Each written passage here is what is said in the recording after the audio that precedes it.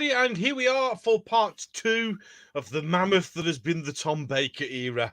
And as always, I'm joined by John and by Lee. So hello, everybody. Hello. Hi. Hello. Again, stage 2. Lots more to cover. And can I just say quickly, thanks to everybody who watched the first part, because we've done over 80 views now. Which is it's been big hit overnight. Big hit overnight.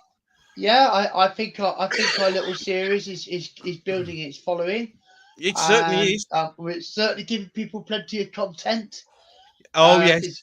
We've been drawing for about 7 hours overall so far, haven't we? So far to this point, yeah, absolutely. It's been we've got a lot more love for Doctor Who to express. Yeah. Oh, way more to go. So it's going to be good fun. Looking forward to it. Buckle up. Yeah, buckle up, because it could be, it's 2 hours last time, was it? Maybe a little bit less than this one, I think, because we've not got so much to go for. Sadly. Yeah, so I'll just do the quick mentions at the start of this. Absolutely. Firstly, we're broadcasting in aid of pancreaticcancer.co.uk. There you go. Which is my chosen charity. A reminder to everybody to watch my interview with Dan if you want to find out how my preventable death has failed to be prevented. That's a very important interview to me. Very good. Yeah. It's the message I want to get out of people. A reminder that if you want to come to my after party, please get in touch, because I'm putting the guest list for that together now. So you would need to be willing and able to come to an event in Worcestershire with 2 weeks' notice at some point this year. And don't expect John to be the best host. No, he's not going to be the best host ever. I'm not exactly going to be the host with the most. No, but I will be doing a little video message. Yes. So I'm working on that. But so all of that stuff up in front, and now it's Tom Baker time. Woohoo! Yes, let's get back to the Baker. Yes, here we go again. Back to the Baker. So where were we last night? The invasion of time has been thwarted. Yes, we've. Leela's been shacked up. Yep. And K9 Mark II has been got out the box. We've waited like good little boys for the new season to come around, and now it is the key to time. Yes. Oh, great. Let's get going. Oh dear me. Hold on a minute. I'm having problems here at the moment. Carry on. I'll sort these problems. No, not problems, Gobby. No, don't worry. It's in hand. Don't worry. I'm on it. Keep going. Let's see what Lee has to say. Lee, yes. What are your memories of the Key to Time season 16? You were still a little young, weren't you? You're still being scared of Tom Baker's teeth and curls at this point. No, this was before that point. This was I would have been about 3 when this. So do you remember anything of it at all from when it was first on? Really don't. I don't remember anything before Destiny of the Daleks. Yeah, I remember you said. I remember. So we could come into Lee's earliest memories next season. Yes. So in that case, when did you first encounter the Key to Time? Did you encounter it as it would have Stories been Here and Stories There, or did you get a box set? Or it would have been when I was at my Doctor Who club at my high school. We had a brilliant Doctor Who club. We had loads of VHS nasties, if you like. Copies of copies. Yeah. Way before the VHS series were released. Generation Snowstorm. Yeah. And we had we had visits from actors and writers, and even J&T. We had Terrence Dix turn up. You did have a good club, didn't you? Blimey. Yeah, we had J&T, Terrence Dix. Nicholas Courtney, Michael Wisher, Louise Jameson. Oh, yeah, we had loads. This doesn't sound quite like bog standard comprehensive school. No, this is so special. Yeah, it sounds a little bit. It sounds a little bit, Nice. Well, it had pretensions. It had pretensions. It had pretensions. Yes. Were you forced to stay there overnight, Lee? No. It was still allowed. It was a former grammar school that became a common or garden high school, but it still had the hang on. You had to run a Doctor Who club. I mean, they certainly did. What was that like meeting Terrence Dix at that age? Wow, just awe-inspiring. He was so. I mean, they were so gracious, given their time coming to talk to a bunch of spotty teenagers. Were you the boy with lots of questions, or were you the boy at the back listening to the answers?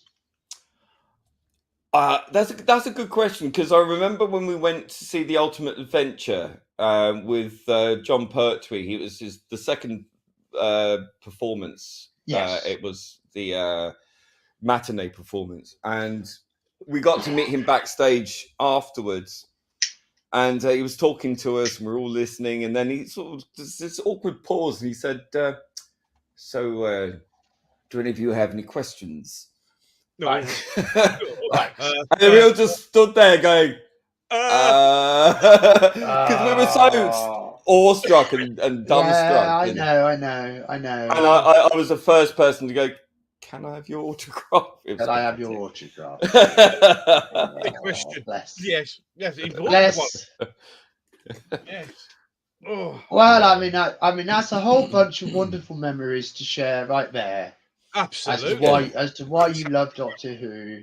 Absolutely. And I mean, your school club went to see the Ultimate Adventure stage play. I think that's fantastic. Yeah, absolutely. Oh yeah, and I used to live down the road from Wimbledon Theatre, right? So one day I was walking by, it wrapped and moved on, and I was walking along my road where the stage door entrance was, and the gates where all the props go in. Yeah. At the back, and there was the TARDIS standing there, dismantled, looking worse for it. The gates were open. I literally could have walked in, grabbed it, and dragged it home, and I was in two minds. I just wish I had. I just want to say hi to Moons of Madness and Paul 13 and Grand Moff Miranda and hello everybody. Welcome to tonight's episode. Yes. Yeah. Wow. I'm blown away by that. That's amazing. What a wonderful school club. Wow. I kicked myself. Let's chuck it to you, then, Gobby. Key to time. How did it register with you at the time? I mean, did you realise this is going to be a story over a whole season? Did that idea get over to you? Were you especially excited about it? I was intrigued by the fact that you could see it was going to be this sort of long story arc, which was interesting because although obviously with Doctor Who, you're quite used to stories being over a long period, but this one set itself out to be this sort of big dramatic story. And I was quite intrigued. I remember being as a kid, especially with the White Guardian and the Black Guardian, good versus evil. The kind of stuff that always sets itself up to be potentially very good, and I enjoyed this particular series. But mine was a VHS copy of a VHS copy of a VHS copy. Yeah. Well, I'm sure we've all got lovely Key to Time DVD sets these days. But yes, it was a bit, wasn't it? I remember that myself. Well, I actually remember mine was actually my dad got it from where he worked at the back of some bloke's boot where he works. So it was quite lucky. It was actually Doctor Who and not something else completely random, to be fair. But there you go. But I certainly remember being excited by it being a linked season. Yeah, and I mean, it struck me at the time that this was something new that the show hadn't done before. And I mean, we got started with the Rybos operation, which is a really unusual story. You know, I mean, it certainly stands out from the other stories in the season. Yeah. Because I mean, firstly, it's got the most wonderful comic dialogue. Yeah. You know, and it's Bob Holmes again, isn't it? And Yes. but he's writing at his comic best. Yeah. And also it's most poignant. And it's a story that is not in a rush. It wants to take its time. Yeah. But it's got the wonderful layers of the Ribos society, and the whole sort of conning the con men kind of aspect to it. But even more importantly, it all starts off well. It starts off with the Guardians first, doesn't it? Yes. And I love it when Doctor Who goes mystic. Yeah. Oh yeah. You know, Totally. which this is, isn't it? Because we're talking about, you know, beings with beyond godlike cosmic powers. Yeah. And good for you just finishing it for the umpteenth time. So you should. It's well worth the many umpteen times of rewatches. It's a wonderful thing, the Key to Time series. As Moons of Madness Bears has just finished watching it again. And I mean, I obviously the portrayal of the White Guardian, I mean, it really caught my imagination as a child, you know, just like turning up in this old and sitting in that wicker chair, you know, and he's got a nice drink by him, but he's in the middle of a desert, sort of blasted planet, you know, great imagery, great imaginative imagery. And then we were off, you know, and we've got our not called a randomizer yet, is it? It's oh no. The wand, the gadget. Yeah, the wand. Was it the wand? Yeah. Oh, what's the wand called? It's got a name. Oh, good question. We'll let that one percolate. It will come to us. Yeah, it'll come to us. Chat will probably. Moons of Madness has just watched it. He should know. Yeah, come on. Come on, Moons of Madness. Yes, you're fresh in your mind. So it's the locator, isn't it? Locator, detector, yeah, and tracer, isn't it called the tracer? I'll run the tracer again, Doctor. I think it might be called the tracer. And yes, we're off to discover that this piece of Jeffrite is not all it appears to be. Yeah, the locator. That'll do. I'm sure it was a tracer. It's something like that. It's something like that. Yes. What do you think? What did you think of the story, Gobby? What do you think of Rider's operation? It's a great story. I actually like it. It's, as you said, it's very much, you know, you've got a lot of intrigue, and it's you know, there's money and there's jewels and there's counter espionage, and it's just a very, very good story. I am really disappointed with you two. Why? What we done wrong now? Really disappointed with you. You two very heterosexual males who completely ignored the introduction of Mary Tam, the most gorgeous woman. It should be the first things out of your mouths. Outrageous. When it comes to you let your team down. I have to start at the feet and work up. You can't just gaze straight at. Well, that's what Tom did. The man that's what Tom did. But you're seriously right, because by God, she's a bombshell, isn't she? Oh dear, you know, and the whole glamour that she brought, especially straight away to Ribos. I mean, it certainly set tongues wagging. People were talking about the show because Mary Tam was more the ways new than companion. Yeah, they absolutely were, and you know, I mean, from Ribos to the end of Tom's run, it kind of is a different chapter in his time as Who. Yeah. And but K9 is part of it, but Romana is the real reason. Yeah. Because, you know, Romana was a companion like none other that we've had before or since. No, you know, because she was the Doctor's equal. And I mean, the show struggled with that. You know, just struggled to change habits in the writing and stuff, and that's partly why Mary Tam only did one series. But she wasn't entirely happy with how the writing had gone. But they doubled down, and you know, the character came good, and you know, Romana is such an important part of this era. And so this was the start of a story that changed everything. Yes, it did. There we go. I once saw Mary Tam one of her last conventions. Appearance in 2009. It is so sad that she's no longer so with us. sad. It is, but he's right. She was still Unfortunately, really I believe it was breast cancer, wasn't it? I think so. Which is the same as Elizabeth Sladen. Yeah. So Sadly, goes to show how we have to keep on our efforts against these diseases, taking these wonderful, talented people from us too soon. Yep. But yeah, I thought, well, it was glorious. It was absolutely glorious. It was a wonderful time for the show. Yes, agreed. It was really good. And I do remember huddling around watching Robert's Operation. I mean, we're now getting into the time where I'm really remembering these stories clearly and I'm following them well. Yeah. So Mr. Keys of Time is quite crystal clear in my mind from enjoying the episodes as they went out. And yeah, I mean, Robert's Operation, if anyone hasn't seen it, they're missing quite a beautifully written Doctor Who story with some of the best characterization the show's ever done.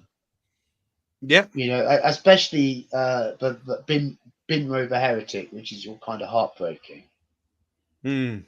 It's another one of those stories. If you want to get into Doctor Who, this is another one of these ones you need to get involved with. This is another great. It's a great set of stories. Now, what's Sadako saying there? I do love how she analyzes the Doctor, and he responds in a way that tells us far more to him than her reading. It's clever scripting. It is very clever. I love her character. How she's more academically savvy than he is, but he's got all that experience of traveling and it's a wonderful. She's a wonderful foil to his Doctor. Yes. That relationship is kind of fraught at best, and then they just become absolutely reliant on each other. It's a wonderful mutual respect that they develop for each other as it goes on. I love that. Yeah. They need each other. It's hard to believe that 18 years after Doctor Who came back, Romana has still not returned. I know. Ridiculous. It is hard to believe, especially with the modern day mentality of intersectionality and all this, women this and all this, that kind of the other, and it's like, well, Romana, no, why not? Same with Varani, just again, why not? Why are you not bringing back these people? Because it would work. Yeah, it's a very good thought. But any final thoughts on Robert's Operation, Lee? That's a good old romp. I mean, it's not my favorite story from the Key to Time. It's a good introduction, but I think there are better stories within this. I'm not a great fan of sort of. I know it's set in another planet, but it's got that sort of medieval vibe to it. I'm not that I was just trying to go for a Russian kind of feel, wasn't it? Yeah. So I mean, there are indeed better stories in season 16, and the next story is nothing less than a complete revolution in Doctor Who. A masterpiece. This is the incomparable The Pirate Planet. Which was, of course, Douglas Adams' first script for Doctor Who. So, come on, Lee. It sounds like you're brimming with love for Pirate Planet. Mr. Fibuli! There is nothing I don't like about this story. I just love it. What wonderful performances! Tom is on fire in this story. He's so funny. He's loving every moment. Yeah, he's loving it, and he loves. I mean, the meshing together of Tom Baker with Douglas Adams is their comedy, their humor is so absolutely perfect for each other.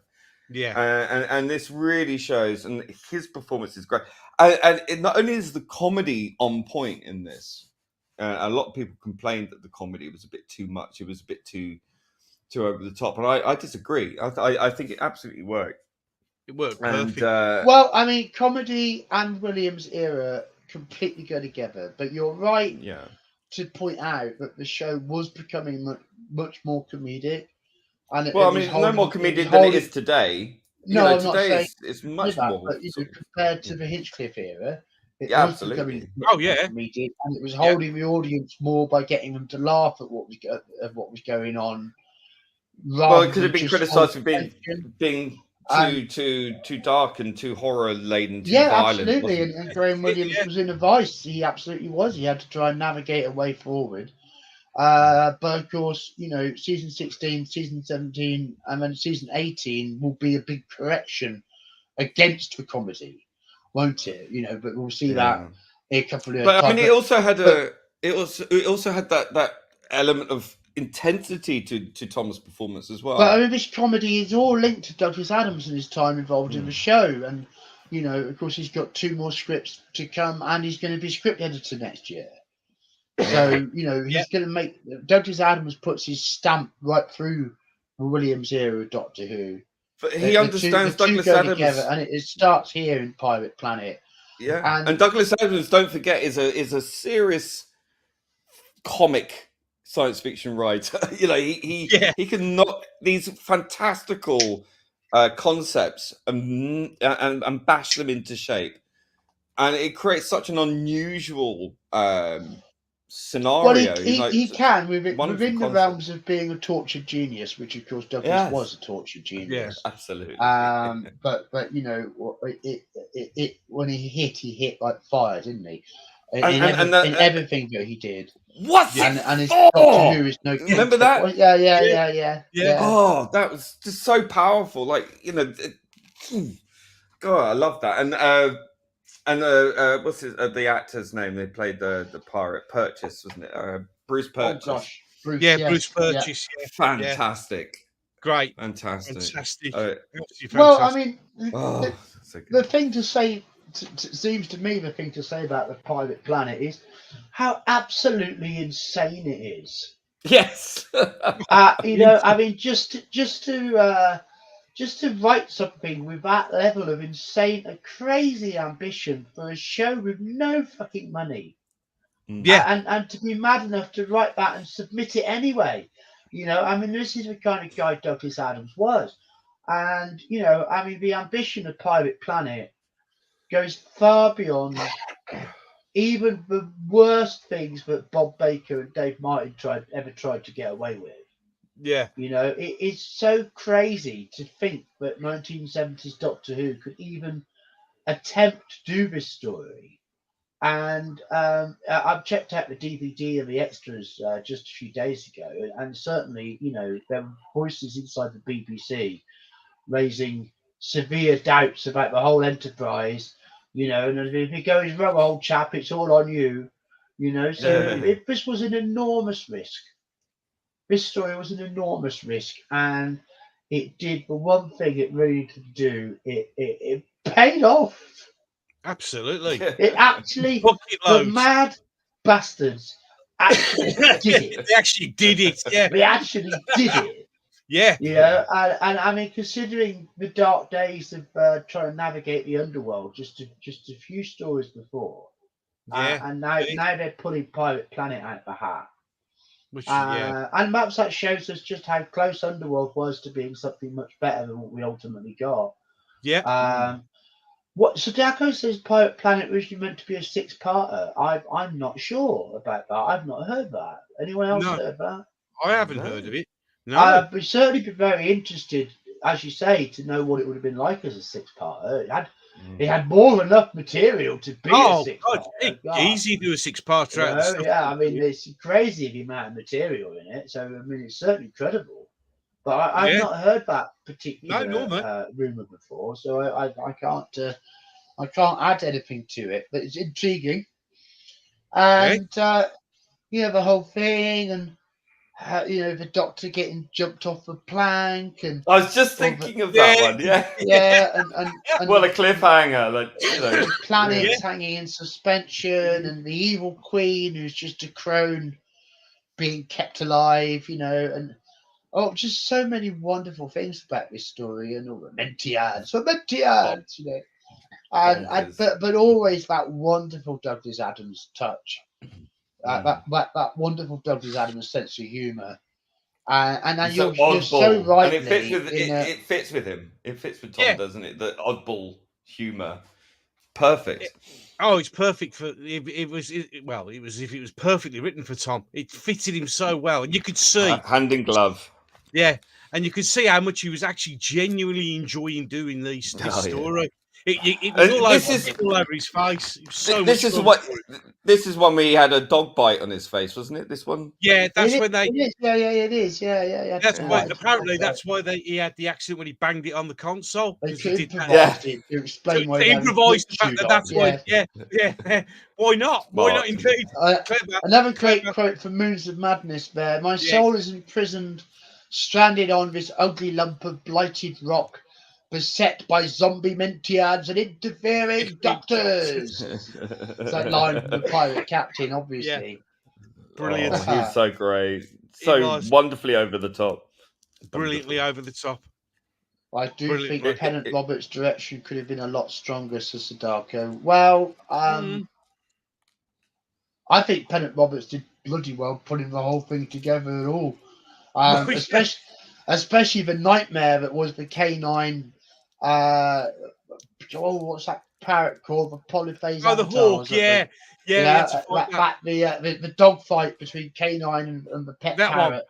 Polyphase. That was how they managed to pull that off in those studios. I mean, it's just crazy.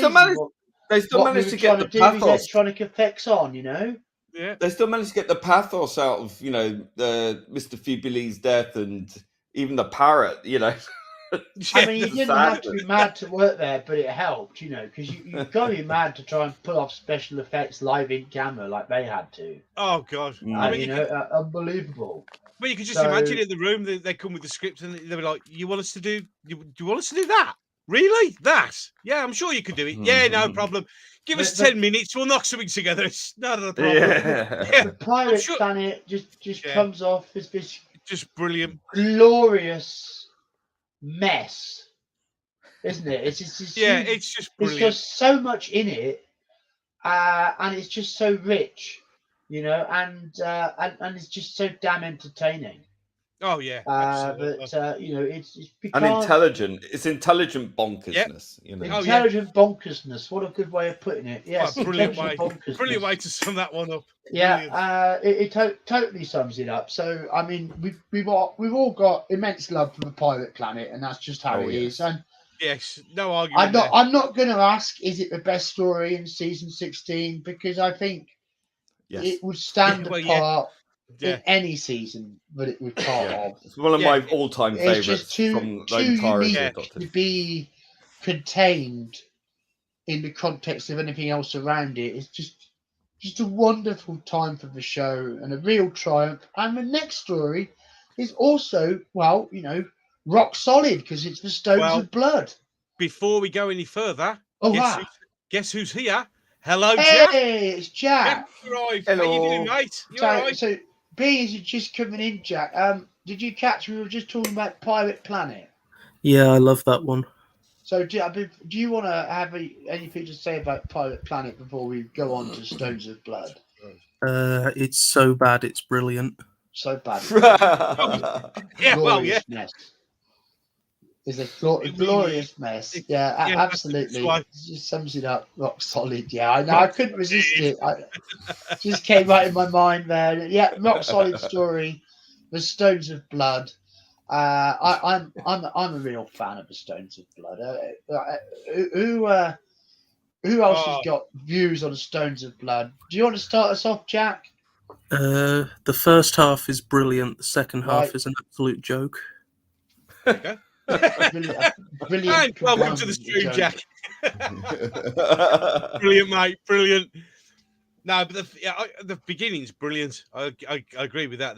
It's brilliant. You know, and it's the Nine Travellers and Boscombe Moor and all this. Oh, it's just it has a very Canine and Company feel to it. Yeah. Well, one way of putting well, it. I suppose Canine and Company was trying to go with what had sort of worked for Stones of Blood as a vehicle for him, weren't they? You know, it's a bit like Quatermass and harping back to the sort of demons, isn't it? It's got that kind of seaside mysterious demons, satanic, druid things, and then the second half is a weird kind of, I don't know, courtroom trial. It also has possibly one of the most horrific deaths for innocent members of the public who just happen to get caught up in alienness. You know, with the death of the campers getting drained to skeletons by the stone. Nice. You know, and that was quite. That was. I mean, it was a little bit tongue in cheek. You know, with how they sort of fell apart into sort of, you know, perfectly clean skeleton sort of thing. You know, but obviously it wasn't trying to be an 18 rated scene. But it was still quite deeply affecting for Doctor Who. It's like, oh my god! I love the Professor as well. She was good. Oh, perfect casting. Yeah, we just had a whale of a time. I mean, it is a strange story in that, it turns into a spaceship stroke courtroom drama. I think it underserved Romana though. I think this is the sort of typical ankle twisting kind of. Yeah, I think this is the story that Mary Tam was most unhappy about. Because, you know, Romana isn't as well developed as she should be in this one. I'd have to agree with that. Not as bad as in the next one though. There's the sort of cliffhanger. There's the cliffhanger, isn't there? Which you know, kind of doesn't quite make sense how she got into that mess in the first place. But she was having fun in that flat cap all the same, wasn't she? Oh yeah, she rocked it. Yeah, absolutely. That was a look. And you know, the rest of it, the court stuff. I mean, it's all more Doctor Who silliness, isn't it? You know, it's I mean, it's a Graham Williams era, and it's playing a bit lighter, and you know, you're supposed to laugh along with it a bit, and you know, it's not quite what we've had before. It's something different, and it is sort of half and half story, isn't it? Because of that, you've got, you know, the horror tone of the stones and the people being drained by the stones and the sense of menace with the cult and stuff. It doesn't sit with the other part of the story. No, I agree with that. Very distracting. But at the end of the day, you know, it's a fun story, and it concludes, and bingo, part 3 of The Key to Time is secure. Yes. Yeah. I mean, has anybody else got any thoughts on Stones of Blood that they'd love to share?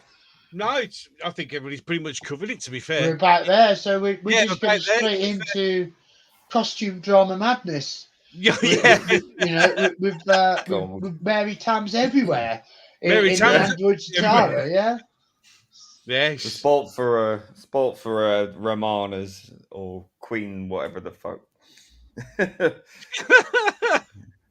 But no, it's a very it's a strange one because it's a feudal system, isn't it? Where they've all got energy weapons and androids and swords, and it's a bit of a hodgepodge, mishmash, bit of everything thrown into the pot just for fun, I think. But I quite like it. So the thing is, I don't know whether there's actually a very weak story in all of this. They're all okay, and some of them, like Pirate Paladin's awesome. I think in terms of story structure, they're stealing an incredibly solid story in the person of Zenda. Oh yeah, and you can't really get it wrong. And to be fair to them, they don't get it wrong. No. The only thing wrong with the story is, but perhaps because it's been completely stolen, it's a little bit too familiar. And its pacing is really slow. It's a very slow plot. Yeah, it does drag. Yeah, it does. Compared to other things where, you know, but yeah, it drags a little bit of a problem with pacing. But You know, they can't all be fantastically fast and mental. Well, and I like crazy. I like the action in Androids of Tyra. I mean, there's a scene where in episode 3 where the Doctor is out with K9 at this sort of summer hut or something, but he's been at a rendezvous, and they come and try to attack them outside, and K9 gets to have some really good fun blasting them and stuff. So there's a lot of good fun in this story, and it does swashbuckle. I suppose it is slow if you think of it that way. I've always kind of enjoyed all the twists and turns, as I've never found it slow myself. It's been a story that's always get wrapped up in nice and easily, and it's a great example of everyone having another good hat. Doctor Who. Yes, another hat. Good hat. Another good hat. I mean, you could tell, everyone was having a good time on this one. That really does come through. What do you think, Jack? Jack, do you think? I mean, what can I say? It was so bad, I decided not to watch it again. Oh no! Not another one on your "I will never watch it ever" list. And never watch again list. Oh no, it's condemned. I'm sorry, this is Tom Baker's worst season for me. Interesting. And it never quite recovered after this. That's an interesting take. We all think it's great. But no, not my favorite by long. Oh no, there are way better. Let's be brutally honest. Like, season 17 and 18, the first halves were brilliant, and the second halves were utter shite. It's almost as if Moffat before Moffat. Hang on, watch it, lad. The Doctor's going to get it later, apparently. If Jackson. Time Profit. Yeah, I know, right? Yeah, you know what I mean. I actually have a non-biased opinion. There's the man that puts stories on veto lists. Well, you do have to understand that we sort of grew up with this kind of era of Doctor Who. Jack did. Yes, this level of fresher set of eyes on. Time Profit. If it wasn't for RTD's original era, I would never have gone back and fallen in love with Classic Who. So there you go. To say I have bad taste is just, such typical of a fanatic. Ow! Ow! Let's not start fights with the chat. Basically, the all opinions are welcome here, even if other people do think they're fanatical. Brilliant, love it. Oh, excellent. He hasn't come back though yet. Time Profit hasn't answered you, mate. So as soon as it does, I'll put it straight. I'll read the essay. But I think that Time it's got a great villain and a great over the top villain. Yeah, and if you like that style of story, it's going to be a winner. And at least it would be more interesting to have the Doctor Who version of it than the standard Prisoner of Zenda. So, which is the sort of story that would have been shown in the 70s. I mean, I remember growing up with it as a child, but I don't think European aristocratic dramas aren't quite as popular as they were, are they? So, exactly who should be king, maybe not the sort of thing that would make Sunday tea time entertainment today. Can I just say, though, I think the next story doesn't get a lot of love, and I actually quite enjoyed it. I agree. I agree. So, I love the model work. I love the place where they chose. Well, yes. Let's talk about the power of Kroll. Power of Kroll. Yeah, I agree. I think it's. I think it deserves a bit more love than the one. Actually, I think it was quite ambitious. It feels a bit like a Blake Seven episode. It does. It feels a lot like a Blake Seven episode. Very Blake Seven. Yeah, absolutely. It really does. Yes. Absolutely. I thought it was cool. I like the lighting. It's really dark and the filming in the swamp and everything. I think it creates good atmosphere. And we get to see John Leeson playing a real person. An actual human. Yes. And more Philip Maddox. Yes. Yeah, playing humans for a change. I also believe this is Robert Holmes. Have I got this right? Is this Robert Holmes' final script for his show until Two Doctors? No, sorry, until Case of Androzani. I think so. Because, there is a similarity with a plot line. Did he not write City of Death? They both involve gun running. Oh, well, there's a gun running element in Kroll. Yeah, you know, true. with the, you know, with running the guns to the swampies, but really it's a trick. So because the refinery wants them to attack them, so it can work them out because it's giving them shit weapons. And this Rum Dot character who's playing, you know, both sides in the middle there. So I mean that's quite similar to the themes that would then come up in Androzani. So there's but I mean I find it interesting to link those two things together. Yeah, Douglas Adams wrote City of Death. So that was him and yes, that's season 17. Yeah, it's just such a good story. I'd have instantly thought, yeah, that's got to be Robert. Yeah, fair enough. I think Zako says Kroll is sadly for me where the key art runs out of momentum. I think it's where the key art ran out of money. Yeah, that's more accurate. I mean that's definitely true. There was a lot of but I think there was also a lot of genuine threat in the story. You know, there was a lot of real situations that seemed quite a major threat to the Doctor, and I mean, being tied up yet again, and you know, facing being kebabbed, you know, all sorts of things.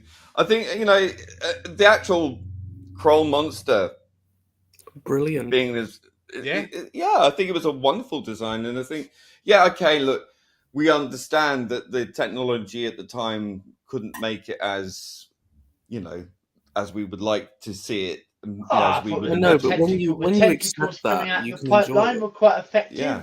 Yeah. I think it worked fairly well considering, you know, the budgetary constraints and the technological constraints. That scene where they make it appear giant. I mean, usually the blue screen is awful, but honestly, I think that was one of the better ones. Agreed. Absolutely. Yeah, absolutely. Absolutely agreed. You know, the model of the oil rig was good as it was sinking it. Oh yeah. Yeah. And I've only seen this story once. I never got around to watching it again. So, you know, what I remember from it, it was really good. Yeah, well, there you go. We left Jack with a good impression, and you know, it's a serviceable story. I don't think it's Robert Hunter's greatest story. It always pleases me to see Philip Maddock in Doctor Who again, so I love it for that. And but you know, it's a C tier story to me, and I just have to go with that really. But good fun, great fun. Yeah. I mean, there was an interesting thing. Did you hear about the green dye issue they had? Well, they couldn't get it off. They ordered green dye. Yeah, from Germany, put it on, but no one ordered the remover. So a lot of them had chemical baths, and apparently a lot of the actors had a green tinge to their skin for months afterwards. Yeah, it's a great idea. Order the paint, but don't order the remover. Brilliant idea. I'm suffering for your art, that is, darling. I'm suffering for your art. I don't know how many of them lost work because of it. You look a bit green round the gills. We want to cast you as Jesus, but you're green. That's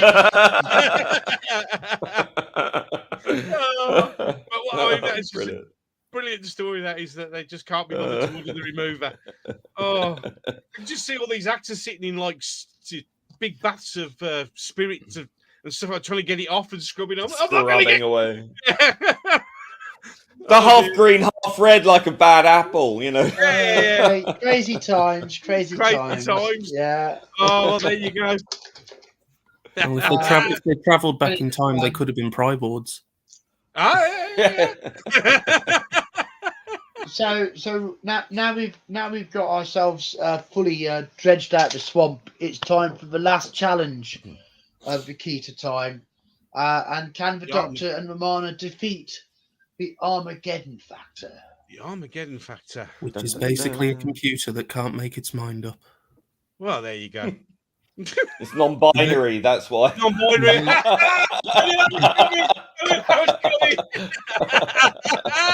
Oh, that's a sharp one, that is. Yeah. Brilliant. The villain in this is awesome, though. I don't care what anyone says. Like The shadow. yeah, the mask is great, and his voice and everything. Yeah. And we get introduced to Drax, another Time Lord. And also we get introduced kind of to Romana too, but it's not actually her. Yeah. Well, no, because it's Princess Astra. And Princess Astra. She does seem remarkably devoid of personality in this, I must admit. Yeah. I gotta admit, boys, I struggle with the Armageddon factor. Mm. It ends well.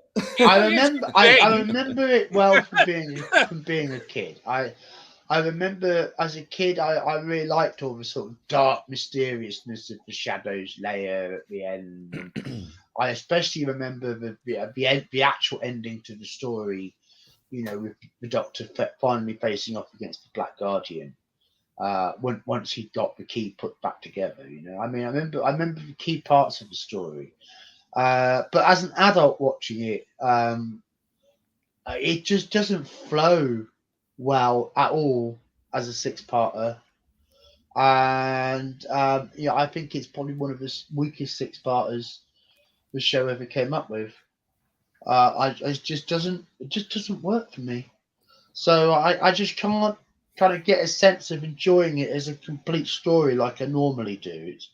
It just feels too disjointed, and I mean, in a way, it did feel like it was 1 or 2 episodes too long. Yeah, I'd agree with that. Moons of Madness. Can we all just we all just get some love for evil Tom Baker, who exists for only 30 seconds but did such an amazing performance? Oh, that was brilliant. I love that speech, and his eyes rolling in the back of his head. I know he's having a bit of a fit. And he just snaps out of it. Of course it's not. You know, like brilliant. Absolutely sold it. Yeah, he totally sold me. Yeah, and making the last piece of the key to time an actual person was pretty a tragic twist, you know, an affecting twist. Yeah, absolutely, it was. Yes. Yeah. So I mean, it's just I struggle with it. It's not a story I find easy to love. It's not a season I find easy to love. Not a season I find easy to love, so chat. But on the whole, though, the Key to Time is just a great fun time in the show's history, and it was a great time in my childhood. Apart from the search for the key, the parts of the key, you can still watch them as individual. That's the genius of it as well. You can still watch them as individual stories. Yeah, I can always watch Pirate Planet. Oh, everyone can watch all of it. Oh, yeah. Oh, I missed the Ryboff operation, didn't I? That's utter shite. Yeah. There you go. No, that is really mean. I fell asleep after 10 minutes. I was like, what's even this? Well, how do you know if it was any good then? I dared to ask. No. Don't ask logical questions, John. Right. So.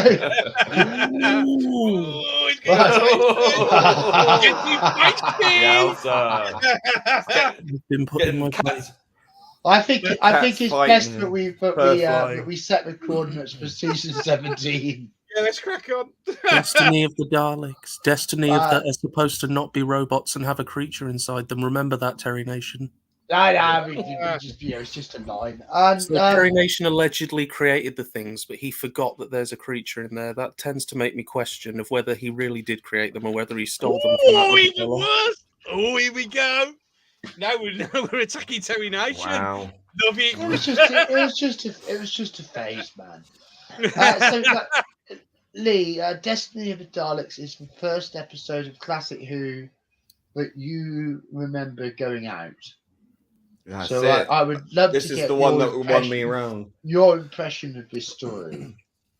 My memory of it was just seeing that mop of hair casting a shadow over those bulging eyes and that big grinning teeth, smile. And him facing off against Davros and being absolutely more terrified of Tom Baker than I was of Davros. But Romana was like friends with him, so I knew he was okay. Yeah, he was all right. You're supposed to be the superior race in the universe. Why don't you try climbing after us? Bye. Fantastic. Brilliant. Absolutely brilliant. Yeah, I fell in love with the Daleks. Who are all the definitely not gay robots in the white? That's from Movellans. Oh Yeah, yeah, that's the it. Movellans, yeah. The Yeah. The Movellans. disco androids. Yes, They the look so fun-loving disco. androids. Yeah. To be fair, I actually Fun-loving. I think they're memorable though. Their design is memorable. Yeah. Well, You certainly won't forget them in a hurry. they came back in series 10 of New Who as he had a cameo in I'm the just going to pilot. say, I know you've probably got the impression that I hate this story, but I actually don't. This is I Really? rewatched it a couple of months back, and I was like, oh my god, I feel like I'm watching Doctor Who. Oh, that's good. That's nice. That's brilliant. Nice. It was the first time we had the Daleks for some time as well, wasn't it? And Yes. Do not move. Do not move. Do not move. The script says say it 3 more times. I mean, really, she's got the message by now. And of course, voiced by Roy Skelton. Roy Skelton was who did the voice of Zippy, so it was quite distracting. There you go. Yeah, just a bit. Well, it's funny because Jeffrey. Oh, sorry, wrong show. Jeffrey. You've got one Dalek that sounds like a Dalek, and then the other one's just a bit camp. Service disturbance, humanoid footprint. Just like, really, is that the best you've got? Yes, I'm afraid so. Well, I remember taking this story tremendously seriously when it came out. I was very serious about it as a child, and the descent down into the depths of the city at the end of episode 2, the reveal of Davros sitting there covered in cobwebs. It blew my mind when I was little. That was like, oh my god, that cliffhanger just like set me on fire. That did. And I mean, when I watch it as an adult, it does strike me how silly it is. Yeah. Although there's bits of it, there's some of the tone of it I absolutely love. I mean, I love the stuff around part 1. I love that location, that particular quarry location. The quarry. It was of course used at Blake 7 as well, but it fitted the feeling of Skaro really well. And other things like Typewriter's just said, the way the spaceship buries itself down in the ground, that was a really clever, fun idea from it. Can I just say that Romana's costume is the perfect female Doctor? Oh, well, it fantastic. is. Oh. Yes, it's just bloody gorgeous. Love that costume. Why did she only wear it once? I can't believe that. I don't understand it either. I don't. Wonderful idea. Well, she could have had colour variations or something. Yeah, could have, but unfortunately not. The long white scarf as well, fantastic. Oh, it was adorable, darling. And I mean, all of that was, I mean, the regenerating Romana, it worked really well. It was good. It was fun tongue-in-cheek sequence. I like to think that wasn't really a regeneration. She was just messing with him like with some sort of perception filter. Yeah, or something. She wasn't going to waste her life like that. She's too smart to just throw away her regenerations like that. I think. Did anybody notice that she became Zilda from Robots of Death?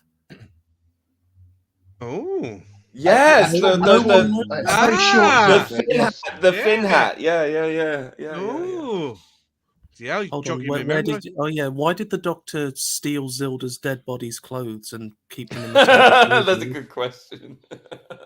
I think that's one that shall never be answered. You need to study the warning signs.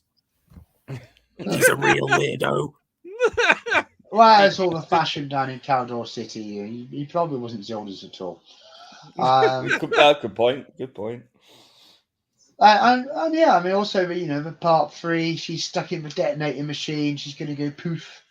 Good tension in the story. I was, as a child, I was disappointed that K9 was kept out of it because I thought, K9 Daleks, the Daleks are coming back. K9's going to be blasting Daleks, but no, that didn't happen. Because I think they realised that the Daleks could destroy K9 so easily.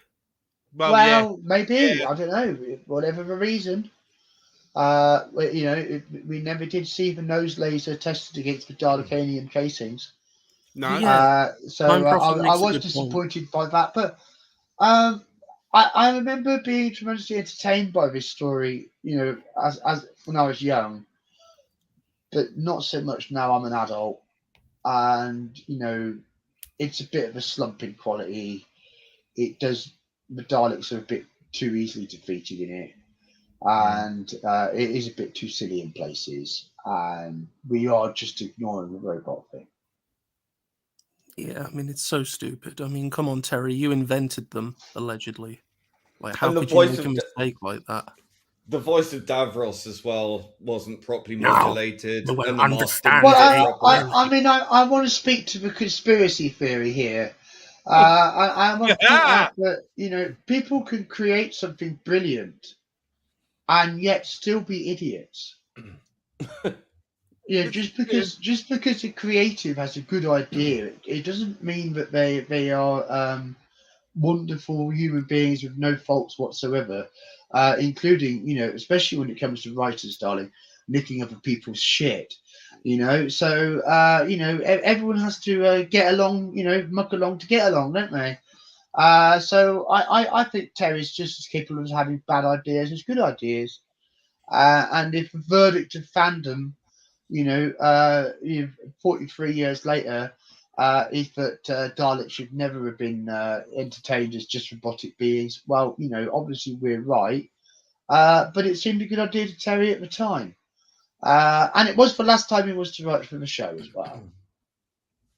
Yeah. Maybe that's why it was the last time he wrote for the show. Yeah, maybe. Terry! Yeah. Oops. Turn the Daleks into robots, Terry. You're not coming back, Terry. That's it. You blotted your top. No, but it's despite all the issues, I find it watchable. Very watchable. It's great fun. And I think that's, I think we could say that about a lot of the stories this season, is that you could criticise them for their silliness and other things, but they're all watchable. And when it comes to season 17, except Shada, it's worth pointing out how consistently high this season scores with fans. And it's also worth pointing out that, okay, strikes had a little bit to do with it, but this season also represents the absolute peak of Doctor Who's popularity with the TV audience. Well, yeah, I mean, if you look at the viewing figures, wasn't it like 17 million or something? Well, this was the last great season of Doctor Who. I mean, in terms of how the audience reacted to the show.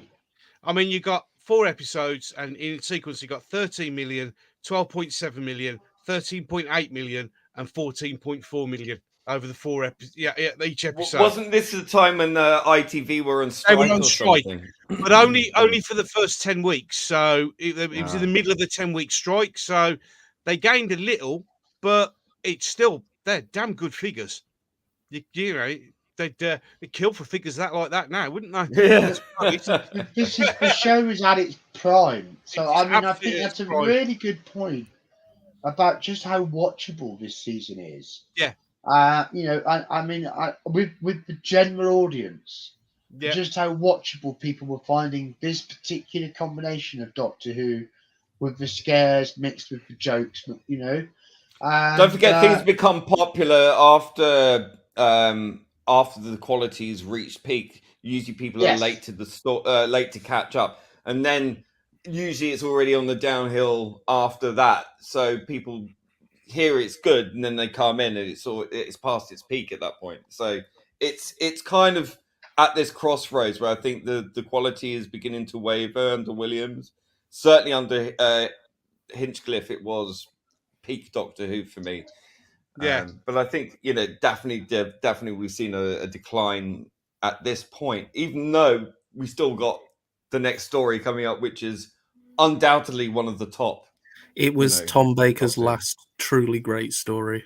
Yeah. Well, I'm just thinking here. Here we are. City of Death. City of Death. Just really perfectly encapsulates everything we were just saying about popularity.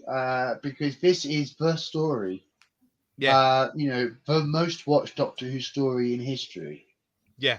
Yeah. And it's hard to think of a Doctor Who story which is more damn fun. Because Douglas Adams with his script for City of Death, the location shooting in Paris, and making the most out of making the show look really look really beautiful. You know, Sadako's just said that he's like City of Death. The episodes look wonderful. And this is just a height upon a height upon a height, isn't it? Yeah, I think it is. Yeah. I'm very sorry, guys. I have to split again. No worries, Jack. Oh, bye, Jack. No worries, Jack. Thanks You're for glad to get rid of me anyway, so you can all talk positively about this season. So I shall sum up the rest of the Tom Baker era. So the City of Death, it's amazing, 10 out of 10. Nightmare, Creature from the Pit, it's really funny because the Doctor does something inappropriate to the monster. Nightmare of Eden, it's crap. The Horns of Nimon, it's so bad, it's funny. Sharda, it's utter crap. I wish they'd never found it. The Lantern Hive, it's actually pretty good. Meglos, I love Jacqueline Hill's back. I've always thought she's gorgeous. Maybe I'm weird. Full Circle, it's a masterpiece. State of Decay, it's absolute shite. Warrior's Gate, it's the worst Doctor Who story ever made until Chibnall took over. The Keeper of Traken, it's decent. Logopolis it's okay, but Tom deserved better, and that is my review for the rest of Tom Baker. Thank you very much, Jack. Thank you, Jack. Thank you, Jack. Brilliant, mate. And thanks so much, Jack. Take care, mate. Happy to annoy you all in the comments. Right, bye, everyone. Bye. See you guys. Bye. See you later. Bye. Oh. So I mean, I'm thinking City of Death. I'm thinking Jaggeroffs. I'm thinking Jaggeroff spaceships over blasted primordial landscapes. I'm thinking, how does he whip that human face off to have his bigger face underneath it? But somehow it works, you know. Perception filter. Just all the things about City of Death that just seared it into the memory, and I think it's possibly one of the most perfectly written Doctor Who stories. I agreed. You know, I think the plot, the dialogue, it's all. It has that level that raises it to a point where you could call it sublime. I mean, it's the perfect package. Everything is just absolutely on point. In everything, the visuals, the script, the acting, everything's just absolutely perfect. And you can't get any better than that, really. You really can't. No, you can't. You can't. No, and you've got the cast is incredible. You know, Julian Glover, it's Jaggeroff, and and the Count or whatever. You know, he's oh god, the perfect villain. The perfect villain. Great story, time travel elements to it. Douglas Adams on top form. The humor is on point. You know, I do like your butt is awfully whatever it was. Well, I think perhaps the biggest praise we can offer to City of Death is to recognise the company it keeps. In terms of if you wanted to get somebody into Classic Who, what story would you show them? Exactly. Tomb of the Cybermen, Genesis of the Daleks, Pyramids of Mars, City of Death. City of Death. It's in that list, isn't it? Yeah, it's in that company. It's that wonderful example of a show that it's everything about why we love Doctor Who. Yeah, great score as well. Dudley Simpson did a really good job on the score as well. It's very memorable, more than your usual sort of clunky, boom word, dun dun dun. It actually had some melody to it, and some it carried the story. Yeah, I suppose it did. I suppose it did, and also we must mention Julian Glover. Sorry, my brain's just woken up on that. That's all right. I mean, don't worry about it. A quality of guest star that we just don't normally see on the show. Just brilliant, wonderful. Yeah, he was a tour de force, the perfect villain, and of course we had the wonderful Ellen LeBron and John Cleese at the end with their cameo. That was so funny. I remember watching that as a kid, laughing so hard because it was just so. Because at that point I'd been watching Monty Python and 40 Towers, even at that age. Well, there you go. But that's interesting, that scene, because it shows you the sort of cultural credit the show had at the time. But you get two people like that who would come in and would want to be in a little cameo. Well, John Cleese was a friend with Douglas Adams, wasn't he? Of course. I think he happened to be he happened to be in the studio or something at the time, and I think it was a very last minute thing, and he agreed to do it. And I think that was. Well, that's how a lot of these things do work. It's all about who are your friends. And Doug just had some good friends because he was a wonderful talent. Absolutely. Yes. So after this, we were flung with some dodgy proboscises included. Yes, right down the creature from the pit. Yes. Exquisite. Exquisite. Oh, but no, creature from the pit. With that, yes, interesting tentacle scene. Yes, indeed. Give it a blow. That's what. Just give it just a quick blow. It'll fix everything. It always does. But no, it's good. It's an all right story. Is it fair to let one costume fail? No. Wreck what is otherwise a really entertaining and quite different story. Yeah. I don't think many kids would have. No one noticed. No, at that time, much more innocent times. I'm exactly declaring that now. I love the story. I think it's very funny, and also I'd like to point out that Romana actually says she's a Time Lord. Yes. In this, so not only this Time Lady nonsense, Time Lord. No, Time Lord. No messing, Romana, and Romana's in boss mode as well. Oh God, when the Doctor's spending a lot of time down the pit, she's pointing the sharp end of canine at a bunch of primitive looters, isn't she? And absolutely,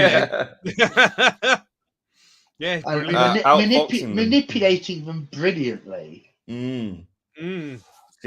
Which is something Lila Ward's Romana got to do, is manipulate stupid villains. And so that, this is an example of her getting to do that very well. And I found the story structure really unusual in this story, and how the main villain is actually wiped out right at the start of episode 4.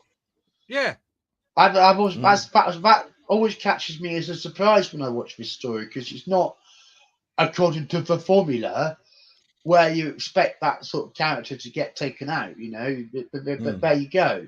So I like that. It did try to do something surprising.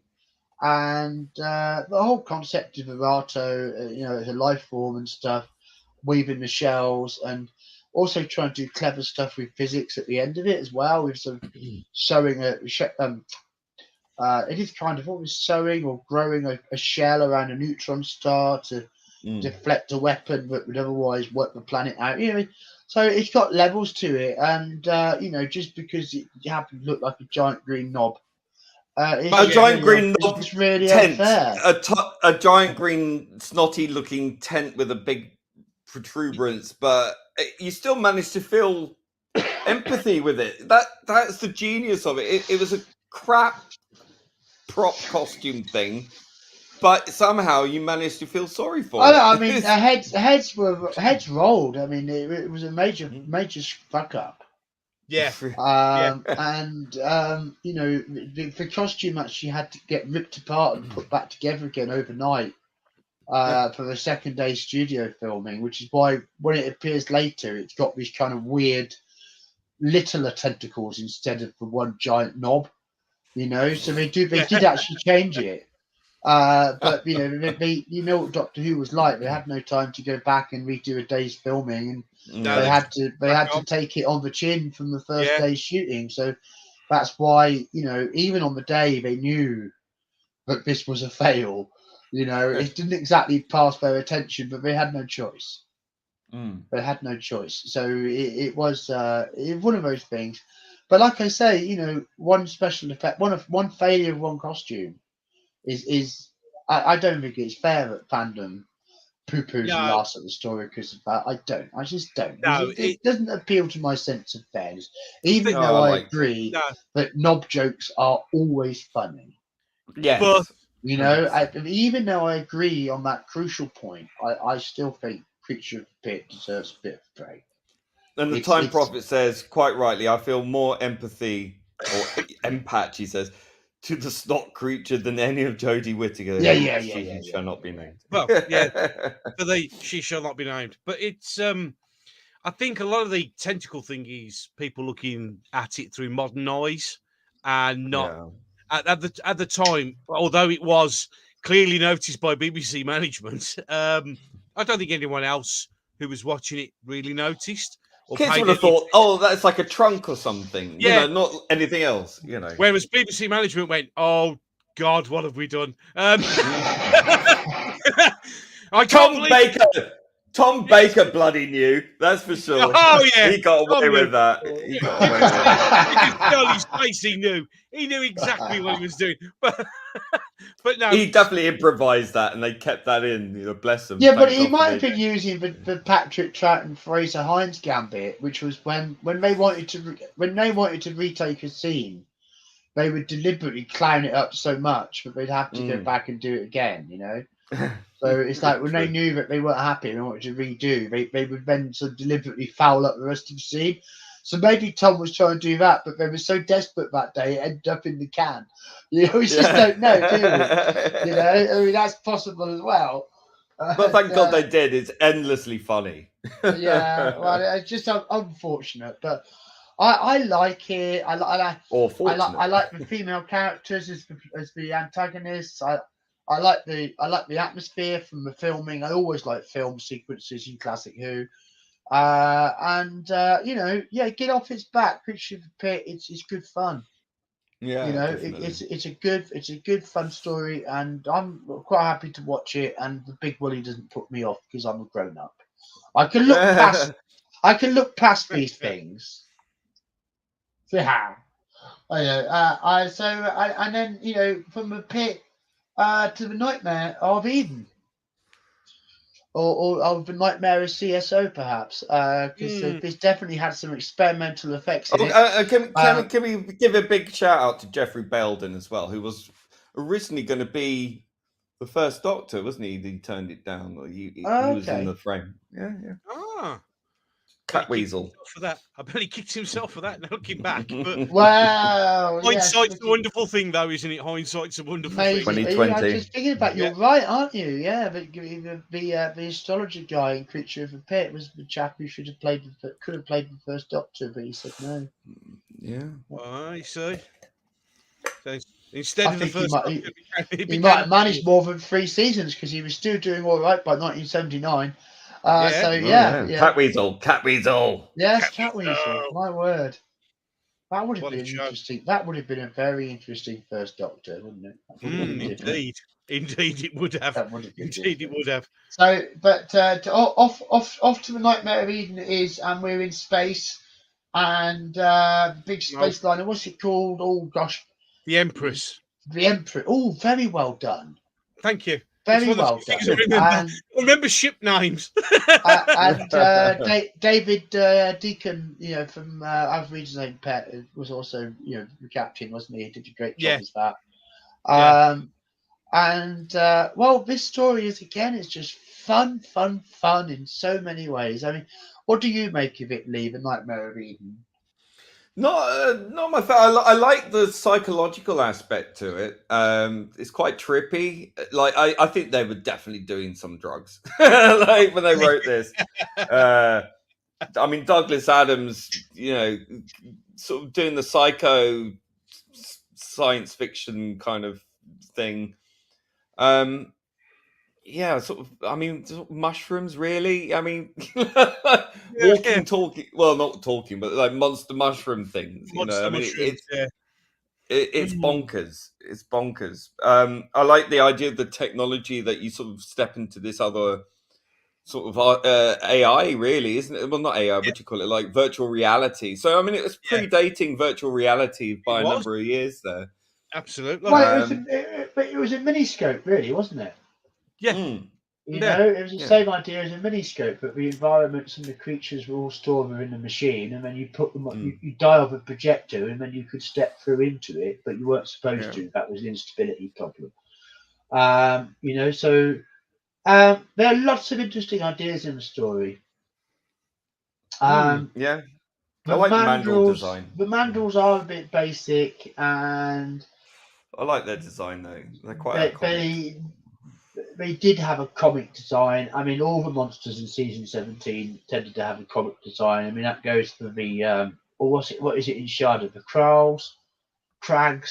Crags, isn't it? Is it Crags? Yeah. I mean, if Shardo had actually made it to screen, we would have seen a lot of similarity in the kind of philosophy of the creature design, across season 17, Eden, Nymon, and Sharda.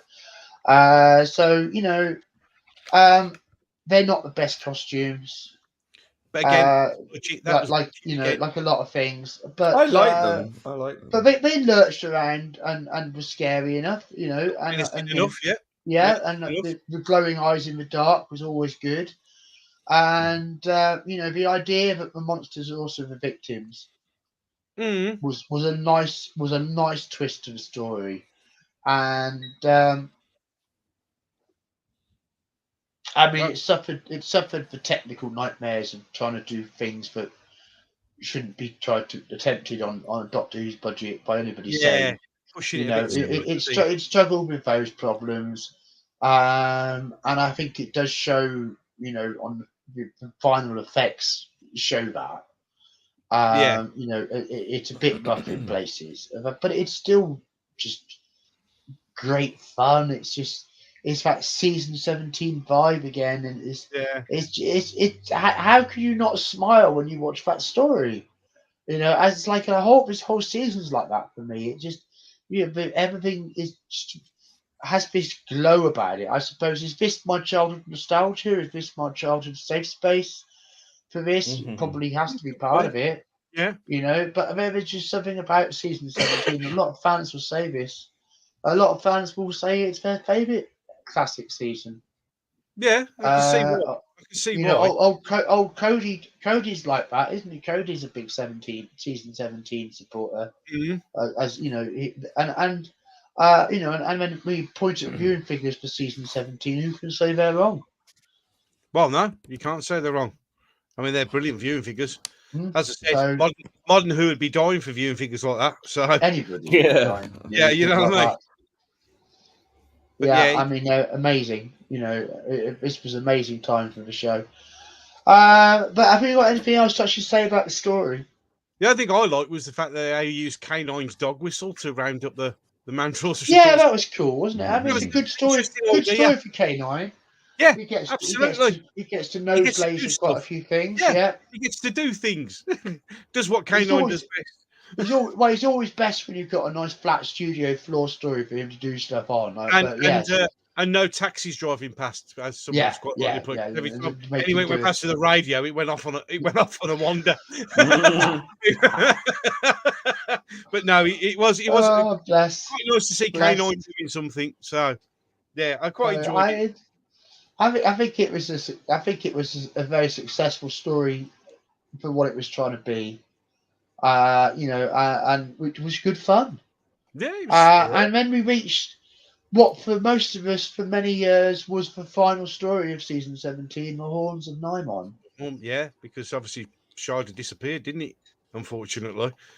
So yes. Well, I mean, Sharda wasn't even something most of us knew about until many years later. So I mean, it acquired its cult status, didn't it? But Horns of Nymon, this is Doctor Who at its most ridiculous, dialed up to 10, isn't it?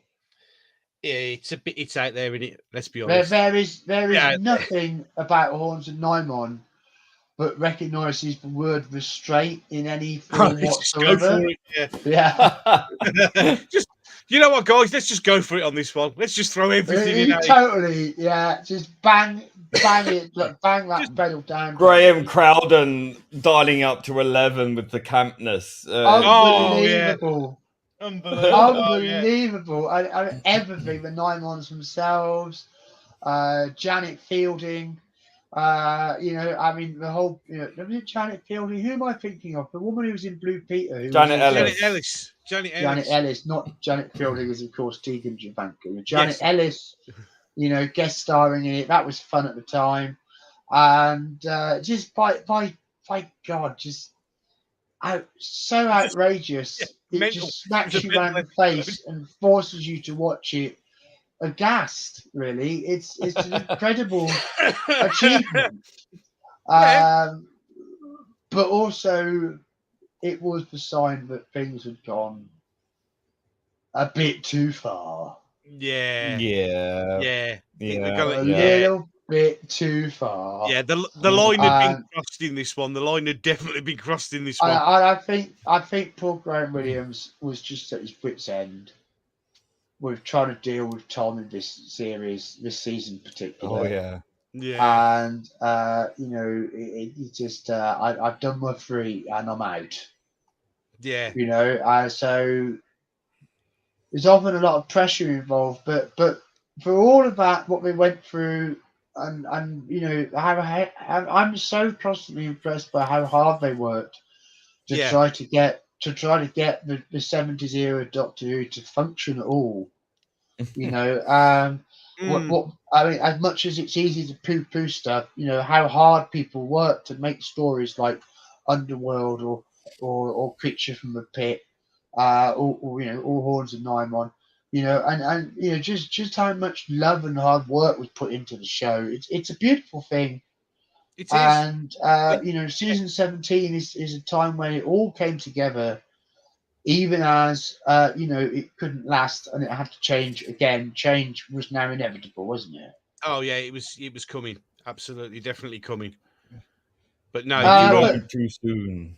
The Nymon themselves are good fun, and borrowing from the Greek myths again. You know, with the labyrinth, the Odyssey, we're borrowing from the black ship sails and stuff. You know, and the idea of sort of hopping around, planet hopping, and that they'd find people who were greedy, you know, and manipulatable, who would allow them a foot in the door so they could come and swarm through these planets like locusts. You know, that was all quite clever.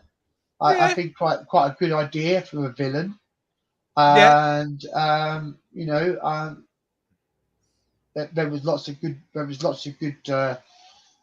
dramatic stuff, you know, with Dr. Romano and the Nymon. You know, I mean, that all worked really well, and he did stalk around very nicely. You know, but at the end of the day, you know, just the performances, they're just so out there. It's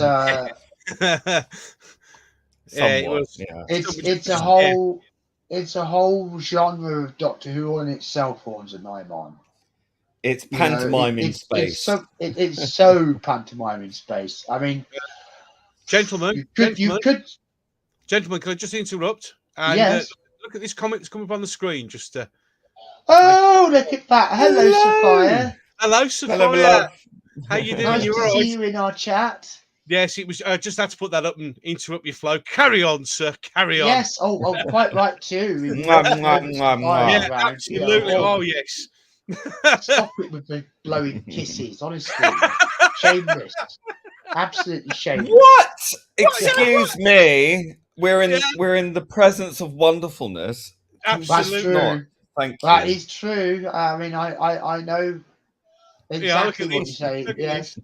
Oh, feed my friend people having a chat. Love to you, Sophia. That's really kind of you to drop in. Very lovely. Thank you so much for popping in. It's lovely. Right, right, so, carry on. Where we were. But then we have the strange saga of Sharda, don't we? At the end of season 17, and you know, had bits chopped out of it to make the 5 Doctors, and we tried to put back together in various ways. It's had 2 completely different, fully animated reconstructions, as well as being put back together with voiceover bits from Tom Baker in the early 90s. Is the current animated version of Sharda the ultimate version of the story? And is the story any good? It has really good elements. I think, quite honestly, what Douglas Adams, because Douglas Adams recycled Sharda, really, didn't he? With Dirk Gently's holistic detective agency. He took sort of certain What, he elements ripped the guts out of it? Yes. Yeah. Yeah. I mean, Yes. yeah. Which I love personally. I love Dirk Gently's detective agency books. I think they're some of the funniest books that I've read. You know, I mean, his novelizations are fantastic. So I much prefer the Dirk Gently stories than Sharda, but I like the scenes with the professor. You know, the Oxford or whatever it was. You know, those scenes. You know, the cup of tea and all this kind of stuff. Yes. I like all Professor Chronotis. That's it. Yeah, I like all that, and I like the sort of alluding to his, you know, Time Lord history, and you know, I like things like that. It's a nice little. I do realize aside, I've had a brain blank, and I can't remember the name of the main villain at the moment. It's not Skegra, is it, or something? Oh God, Skagra. It is Skagra, is it? That Skagra? sounds right. It is Skagra, isn't it? Yeah, that's right. That's right. Yes, that's right. Super gay. But you're right. I mean, the outfit was super Douglas gay. Adams did. Well, this is one of the things. Actually, you just mentioned the costume, and you know, if Sharda had made it to screen as a live action, I'd have to say the costume department had lost their freaking minds at this point in that. Because, you know, if you want to rob a villain of any sense of menace, give him a huge, silly, floppy white hat. What? Yeah, that's it. It's gone. I mean, the poor guy is trying to look as hard as he can. You know, walking like Cambridge. And what the fuck is he wearing? Yeah, big hat gets in the way. You half expect him to go, ooh, you half expect him to go, ooh, you are awful. You are awful, but I like you. His old carpet bag containing the brain sphere, you know. Ooh, shut that TARDIS door. Shut that TARDIS door so hard and get that pink. Yeah. Gentlemen, question. Anyone know that? Because I don't. Oh no, I do not know the answer to that question. Oh, we're stumped. Oh dear. Google Wiki quick. Yeah, I don't know. We don't know the answer. I can't type that quick with my fat fingers. I'll be looking for something else, which is going to be wholly inappropriate. I can tell you that. I can only answer that I would love to find out. Yes, of course we would love to find out. If anyone can guess before Sophia puts the answer in there, I bet everybody else going. Yeah. Top Shop! Top Yay! Shop! No way! Oh wow! That's amazing. That's awesome. Proper old school BBC. Oh yeah. That'll do. Get it to Top Shop. No, we're not spending any more than that. Yeah, get some paste. That'll do. Lovely. Yeah, that'll do. Yeah, that'll do. It'll be fine. I just want to answer Disaster Area, but I have seen Ian Levine's version, and it is a real tough one for me as to which I prefer, the current BBC one or Ian Levine's. I think that the dedication that Ian showed to get that together was incredible. Gentlemen, Jack's come back to annoy us.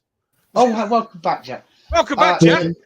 Hey, we haven't quite finished yet. We've still got stuff to read, mate. No, we weren't. We were completely surprised, sir. Completely caught us on the hop.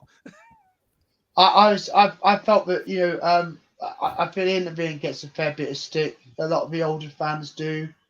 You know, but he did do great things for the show in his time, and you know, I really respect him for getting an entire animated story together, and I don't think anyone should underestimate just how big an achievement that is. And if the BBC hadn't done it, we'd all be thanking Ian a lot for that version of Sharda now, wouldn't we? Well, yeah, so, exactly. You know, so I just want to give him respect for that, because I think he deserves it. I've not seen it, so I mean, it's really good. It's really fine. Yeah, it's just as good as the BBC one. So yeah, I mean, what do I think of Sharda? I mean, it's Douglas's craziness, isn't it? You know, it's Doctor Who meets Hitchhiker's Guide to the Galaxy. Yeah. Yeah. But I mean, but not as good. No. But I don't think it would have turned out to be a brilliant classic if it had gone ahead and been produced as planned. There's some good elements. I think, I think there are, but there's some stuff which I think would have held it back. And it's things like, again, for costuming and giving Professor Chronotis this silly little nightcap, and it's done to kind of hook in and to affect a kind of twee humour. But I think his death was quite impactful. I thought his death was quite impactful. I thought that was quite nice. The way that they tackled that scene was nice. Yeah, it's certainly. I'm very glad that we've got a version of Sharda back. I'm glad that it's not just bits on the floor. I'm glad that fandom could appreciate the vision that Douglas had for it. I just don't think it's his best story. No, definitely not. And perhaps it was at the end of a long series where he'd been working like the Clappers, where we'd already written delivering his stories late, and he'd been script editor for, and he had other stuff starting to leap off now. So a lot could be excused, and Sharda is full of his brilliance, but probably what he made it into later was better. Yeah, Dirt Gently was when he definitely made it into Dirt Gently, and of course Sharda returned to Doctor Who fandom long after Dirt Gently had its run, long after Doctor Who of course sadly died of heart failure, 51 or 52, wasn't it? So on a treadmill, wasn't it? Shame. Yeah, treadmill, I think, wasn't it? Yeah, apparently, that's how that goes. Yeah, running's not good for you, so it's as simple as that. That's why I don't do it anymore. I've stopped running. It's not worth it. The benefit of taking it easy is not having a heart attack and dying at 52. Well, no. Jack, do you want to add anything to that? Or? Yes, come on, Jack. What about Sharda?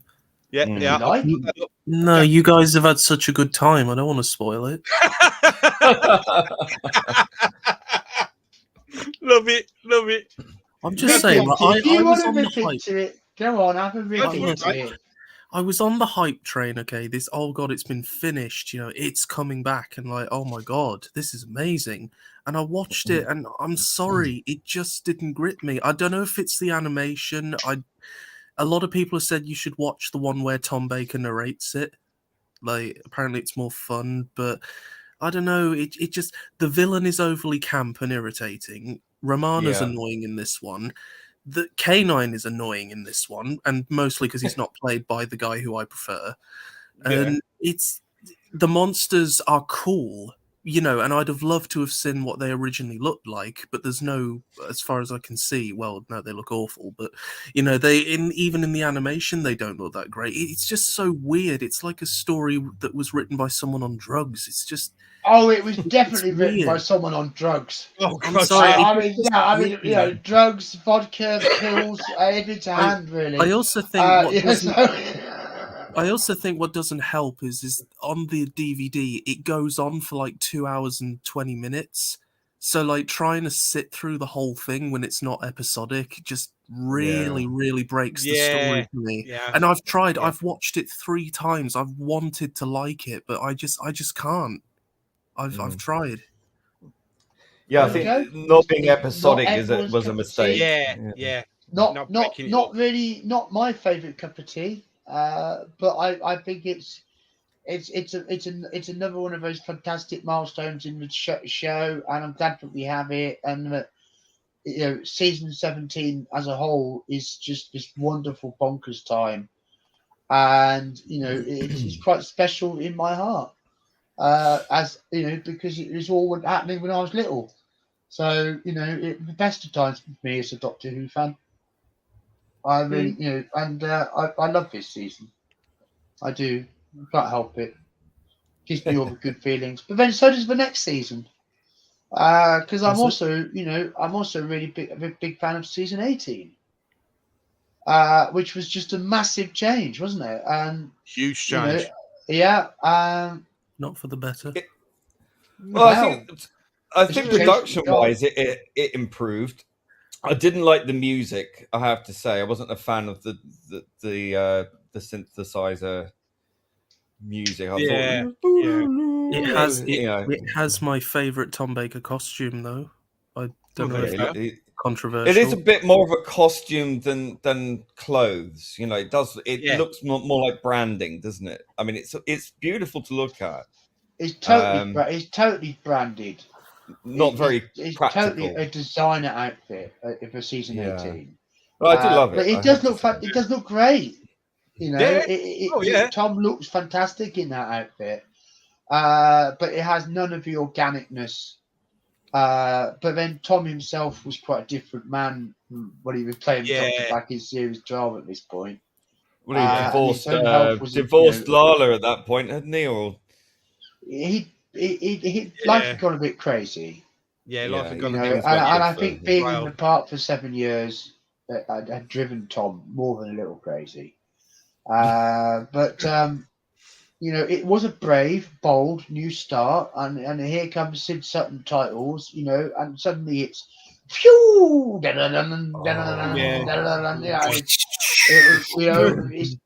we're all in shock, but at the same time, Neon is very 1981, and the Hal theme tune is just stunning. I mean, it still sounds fierce today. It's beautifully. Oh yeah, I love it. All done with voice and synthesizer, you know, vocoder. I thought it was an electric guitar. What sort of start to the brave new era was the Leisure Hive, which I actually really like. Lots of people said it was bad, but I enjoyed it. It's very neon, isn't it? Very, very. It was the introduction, really, of that sort of high vis perspex, wasn't it? And they made damn good use of it. Oh god, everywhere. It's like, it'll work there. Put that there. Yeah, it was a bit neon. Nothing screams BBC science fiction more than, you know. Well, stylistically, perspex.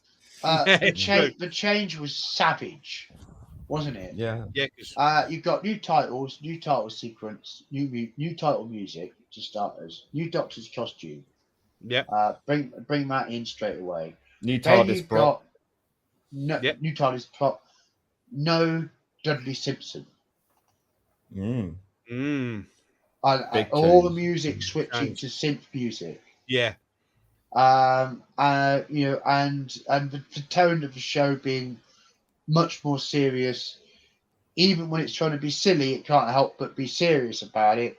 Like in the Leisure Hive, where the Doctor and Romana are walking across this sort of tennis squash court thing, you know, and they're still trying to explain scientifically what's going on.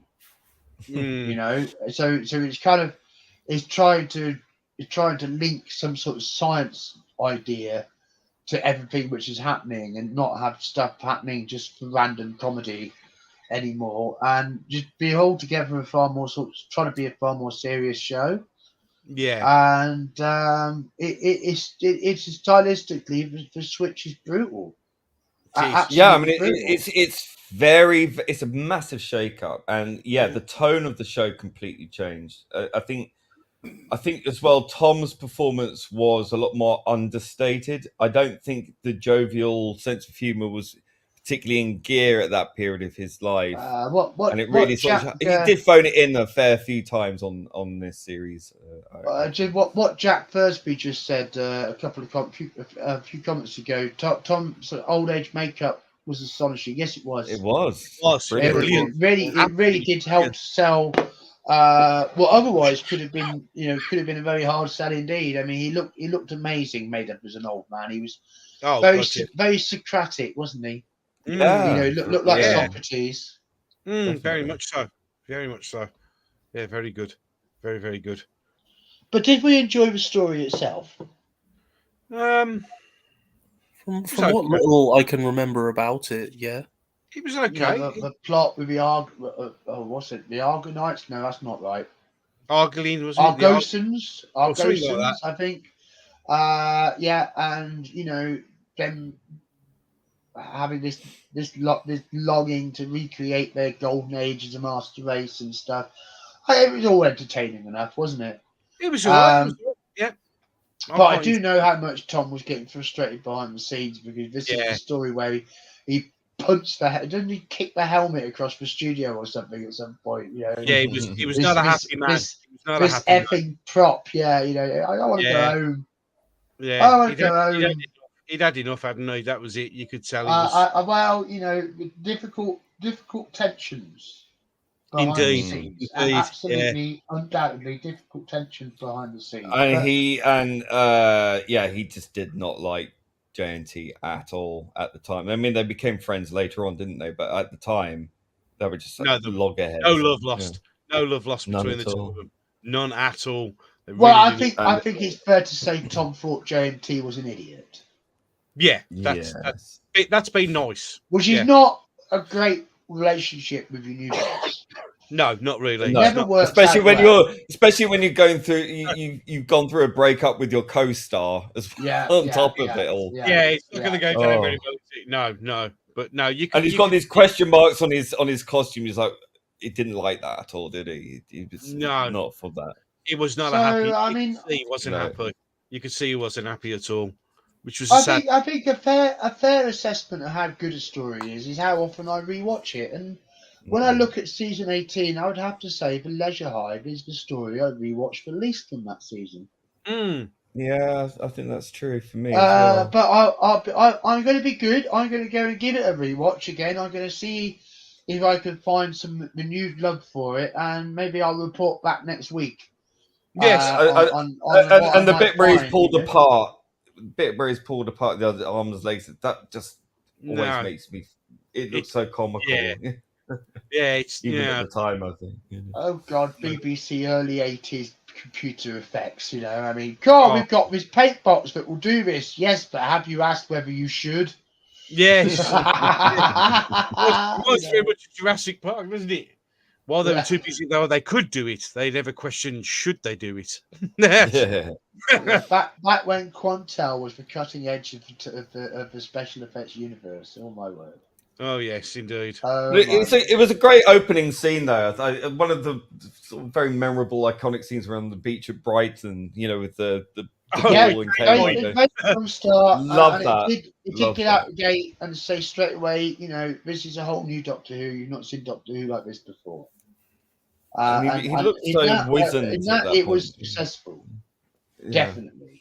Yeah. And the next story is one I also have a lot of love for, which is Meglos.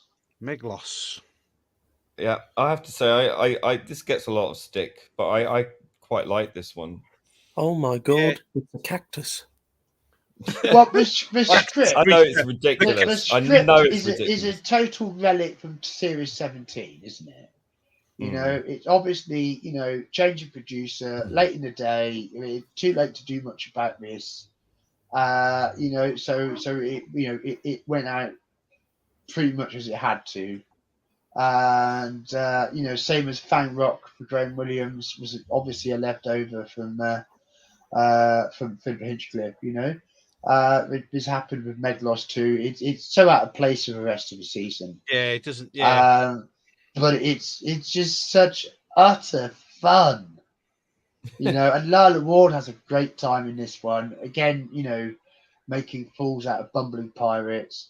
But you've got the doppelganger Tom. You've got the Meglos. And it's freaky. It's freaky. Really freaky. Yeah. It does hold up today. You're right, Jack. Jack Thursby says the effects for Meglos hold up. They do. They do. It was really even the spaceships, and the big scene, the model shots were really well done as well. I thought. Oh, the model shots were fantastic. I remember seeing pictures of the Cactus Doctor when I was a kid and just being like, "What's happened?" Yeah. Well, no, it wasn't the Doctor. It was Meglos. Yeah. Come on, I think Jacqueline Hill's good looking. No, you can't go wrong with Jacqueline Hill.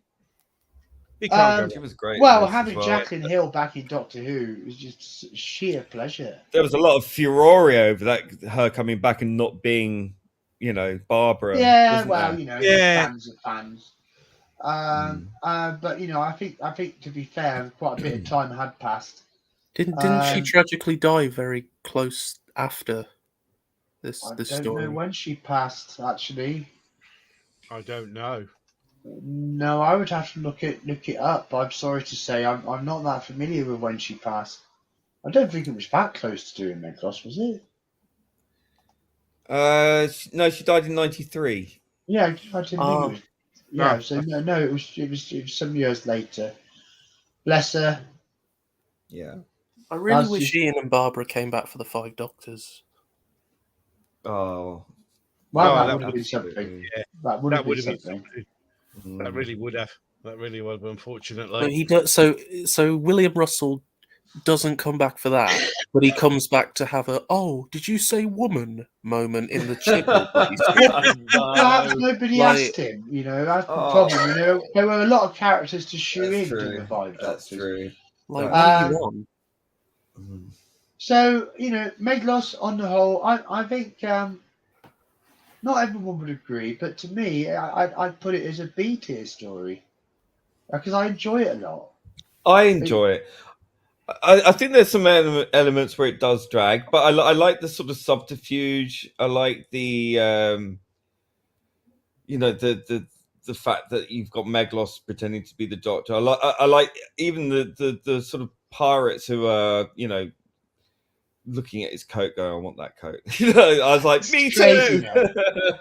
It's absolutely crazy. Well, fair enough. It was a very nice coat. It was. I'd kill for that coat. Well, there we are. We're all pirates for Tom Baker's season 18 coat.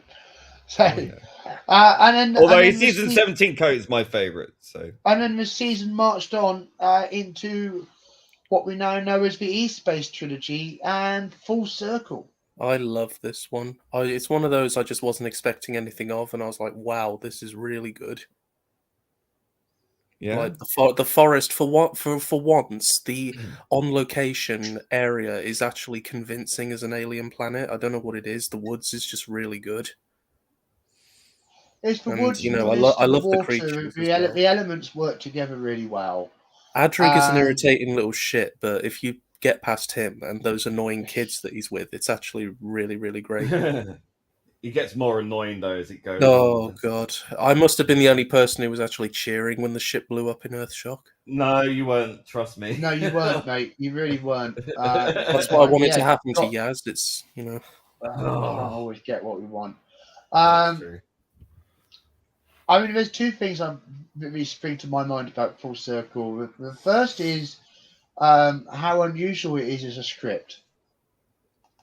But it's not an unusual story because we've had cargo cult stories before. Yeah, Face of Evil. But the most unusual thing about it as a script was the age of the scriptwriter, because he was only 17, 18.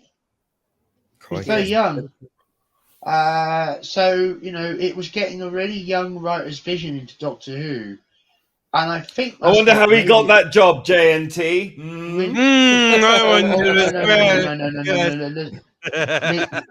We're leaving that door closed, Lee. Not opening that door on this stream. No. You can do one about never about JNT. Just let's not go there. But he did get the job, and he made a good job of it. See, kids can do good stuff. It's a strong story. Yes. And also, the Marshmen reveal at the end of part 1 was the most effective monster cliffhanger this show had since the Sea Devils. Yeah, they're so good. I mean, as a cliffhanger, it really made an impact. And you felt for people them as were really talking about the show that week. What the hell was that in Doctor Who? It was really good this week, and I'm not sure what the audience figures were, but I do remember, that it worked really well, and the Marshmen are a triumph. They look fantastic. Yeah, the viewing figures for this Full Circle in the 4 episodes was 5.9 million, 3.7 million, 5.9 million, 5.4 million. There you go. What happened with episode 2? Were people just not bothered, or did they forget? I don't know. It might coincided with something else that was on. That was a big event TV or something. It was first. It was 1st of November. So whether there was something else. Well, fireworks night might dent your viewing figures on a Saturday. No, it might have been. It might have been at that particular moment in time, but there's no mention of why there was a sudden. Okay, odd. Don't understand that. Odd. But It hey, happens. you know, the Marshmen was certainly fantastic. Yeah. And it's a good solid story. It's really watchable. It's really enjoyable. Andrew Smith, thank you, Classic 80s fanboy. There you go. Yeah, he did, didn't he? When it got up and Police later. Yeah. Yes, they were a huge drop from season 17. I mean, it wasn't. Change isn't necessarily easy, but there's your answer. Rogers was on ITV at the time, so there you go. Yeah. So that's why Series 18 had more of a fight on its hands. Yeah, it did. Yeah. There you go. But so I mean, I love the story. Full Circle is a great classic story. It's well deserving of a watch. Is definitely B tier for me. Anybody else got thoughts on it? No, it was an okay episode. It wasn't one of my favourite ones, although I did like the marsh and the marsh spiders. Yeah. Yeah, they were awesome. Stuff. Yeah, things like that. Yeah, I agree. It's a B. It's a B for me. Yeah, that's all I've just because I don't like spiders. So would you say it was an A, Jack? Because you said you really like this one. Would you have it higher than a B? No, I'd go with a B as well. It's one of the stories I hadn't seen yet, so I wasn't expecting that much of it. You know, because I know that it pleasantly surprised you. Yeah, but this is the but trouble. Then I already know that you don't think very much of the next story. I was just going to say, and that was the trouble, because this one was the opposite. It was overhyped, and I didn't think much of it. So when it comes to State of Decay, you have problems with it because fans had hyped it so much that it disappointed you when you watched it. Pretty much, yeah. I mean, I can't even really review it because I can't remember anything about it. It's Doctor Who does Twilight. What can I say? That's one way of putting it. Yeah. Wow. The vampires are not scary at all. Well, very melodramatic. I think the performances were very, very hammy. You know, it was very stage actor, darling. Have been scary, but they chose to go for something that was a bit more camp and comedic, and it ruined it. Well, it is Saturday tea time syndrome a bit there. Yeah, you've got to be careful with things like vampires. You know, I think keeping them to a sort of predictable form made it easier to kind of not be too scared of them, which, you know, maybe that's it. I think the story itself is fine. It's just, you know, the presentation of it just didn't work for me as much. I mean, I like elements of it, but I find when I watch this, and I don't watch it very often because I'm not that big a fan of season 18, but it does make my eyes roll at some points, and oh god, you know, it could have been done. Dare I say it in Chibnall's voice? Could have been a lot better. yeah, it could have been a lot better. But as the Darren's owners just said, the State of Decay is hammer time. Hammer time. Yep. And hammy time. I mean, it is very much Doctor Who does hammer. But it's also Doctor Who does a hammer with an 80s synth twist. And I've got to say, I adore State of Decay. I will very happily put State of Decay on. And, you know, yes, I know its failings, especially how god awful the actual final vampire is. Yeah. You know, I mean, that is disappointed. It's I'm going to surprise a lot of someone in the chat. I actually know who Mary Whitehouse is, and I understand. I understand the effect that she had on the show because she started pushing that. Oh, think of the children, and that's that's why they sacked Philip Hinchcliffe and replaced him with Graham Williams, and since then the show just went downhill. Yeah, that's a fair point. Yeah, I do actually know my history. You seem to think I have pink hair and love Jodie Whittaker, but it's like that's just nothing further from the truth. Wow, this is turned into a catty evening, isn't it? This is great. Ow! More of this Yeah. sort of thing. Well, I don't care what colour anyone's hair is. I'm beyond giving a damn. And but I do love State of Decay, and I I'm trying to think what it is. I think maybe it's the dialogue.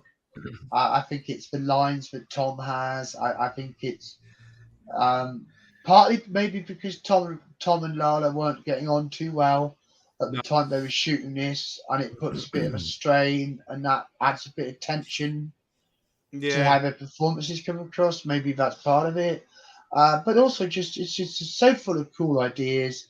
It's one of Terence's great stories. And yes, it is ripping off the vampires, but it does it in a really unusual way. And special effects aside, the idea of spearing a giant vampire with a spaceship it's just delicious. It's nice exploring the lore. I do like lore heavy Doctor Who stuff. I do, and it's nice to get a little bit of that kind of depth to the history of the war with the vampires and all that kind of stuff. I like all that. But I also think this is a story that started to do some serious damage to how fandom thought of Adric, because he really is a slimy little shit in this. I mean, he Stroppy little fucker.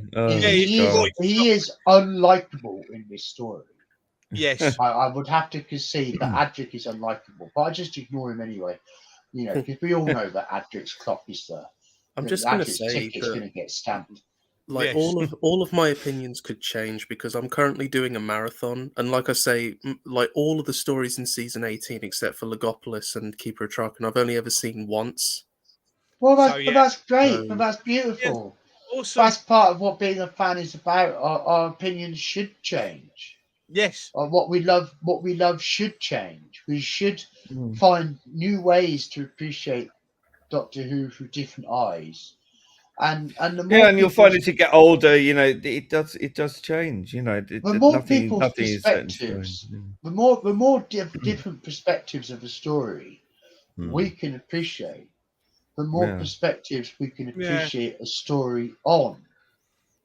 And I mean, it's interesting to consider because here I am, 50 years old, and my whole life has been spent watching Doctor Who. But it has, so especially, last night's stream, tonight's stream, talking about the Tom Baker era, everybody understands how personal this is to fans of a certain age. Yeah. But it also makes me reach out my empathy and think, okay, so if I am a fan who, was just growing up, when RTD started, and I've had to come and discover classic, you're inevitably going to see a very different show. Yeah, of course you are. But perhaps part of what we're doing with these streams is by sharing our different points of view without giving people new ways to go. Okay, I'll give this story another go. Maybe I need to look at it a different way. And for me as a Doctor Who fan, I had to learn to look at stories in different ways. Because first time I saw Dalek Invasion of Earth, for example, it didn't impress me at all. I thought it was utter shite. Yeah, same. I would have been. I don't know how old I'd been when that came out on VHS. Early 20s at the oldest. Late teens, early 20s. I bought the tapes, and I was really disappointed. I thought it looked like crap. But now, 3 decades later, I really appreciate Dalek Invasion of Earth. I see it. I see it as a brave experimental piece of filmmaking. What it was. I think the trouble is we do grow. We do grow as we get older as fans. Our love for Doctor Who only deepens. Yes. I have to. Yeah, I mean, I think the trouble for me is I saw the Peter Cushing movie first. So and obviously that is a huge problem. If you see a pretty decent looking and movie, I love the movie. And then you've got to go and especially if you saw it on the VHS, which was an absolutely shocking quality copy. Actually, it was hisses and pops all over the damn place. The DVD version was cleaned up massively. I know they've done a 4K one now, haven't they? Have they 4K? Yes. They 4K'd it on the series too, didn't they? So I haven't seen that. I probably would really like to, but that's just how that goes. So yeah, it's quite normal that we change our opinions. But overall, I mean, State of Decay, it's high. I've got it as an A, but that's me. Gobby, B. What do you reckon? B. Yeah, well, it's right on the cusp of an A, but it's still a B for me. Yeah, but B. Yeah. Lee? Yeah. It's a C from me. A C? Yeah, and Jack. You're going to find it out. Has to be, it's kind of a D, is it for you? Yeah, so it's like it has to be a D because you got A, B, C, D, isn't you? There you go. We could embrace. I mean, I want to give it an F or a G, but it's like, I'll just give it a D for time's sake, really. See, I want to say, right here you are, everybody. Here you are. Here is real diversity in the Doctor Who fandom. Exactly. Right, you've got 4 Doctor Who fans all talking about the same story. One of them gives it an A, one of them gives it an F, and but of course, the other 2 give it somewhere in the middle. Of course, there's always that one that the other ones gang up on because his opinions doesn't coincide with what they want. Yeah, but I'm tough enough to, that's only certain sections. That's the trick, Jack. You've got to be so tough that you can take it, but they don't even bother giving you anymore because, who tangles with me these days? Nobody. That's a fair point. Some people it's all about mental attitude. You got to believe in yourself and your own views. Because if you don't, no other bugger will. Key to life, self-confidence is a big thing. So there we are. We went down the vampire blood hole. And then we came out in a very weird place indeed at Warrior's Gate. I have to say this story, it's funny because I remember Destiny of the Daleks very vividly as a 4-year-old. But for me, the one thing when Doctor Who was off the air for a long time, whenever I thought about Tom's era, it was I remembered very vividly scenes from Warrior's Gate because it was so visually striking. Because you had all that sort of white, empty nothingness, but you had all this sort of, the lion-looking guy and Romana and K9 and Tom wandering around these sort of decrepit sort of arches and things, and and the sort of black and white vignettes. It was just something about it really burnt itself in my memory. As you're saying that, Lee, what I've got juxtaposing in my head is that line from Tom's that you praise, or performance from Tom that you praise from the Pirate Planet, and apply it to Warrior's Gate. But what's it for? Because that's the biggest problem people have with this story, isn't it? What is it for? What is it about? It's the whole thing's about entropy. The whole season. I'm feeling intimidated. Jack has suddenly transformed into a scary bunny. He's got a scary bunny. I didn't see that coming, and it's Friday the 13th. So I'm freaking out, man. Oh God, it is. I like that. It looks good. That does. I like that. Wow! It's scary now. Shit! He's getting at his dark web avatars now. That's very odd. Shut that one. Yeah. It's because someone in the chat called me a furry. Yes. Love it. Oh, brilliant. So Warrior's Gate straight away. It scores very highly on the weirdness scale. It's very weird. It's very all right. highly on the weirdness scale. It is weird. It's a very weird episode. And we know that the director was trying to be weird for its own sake.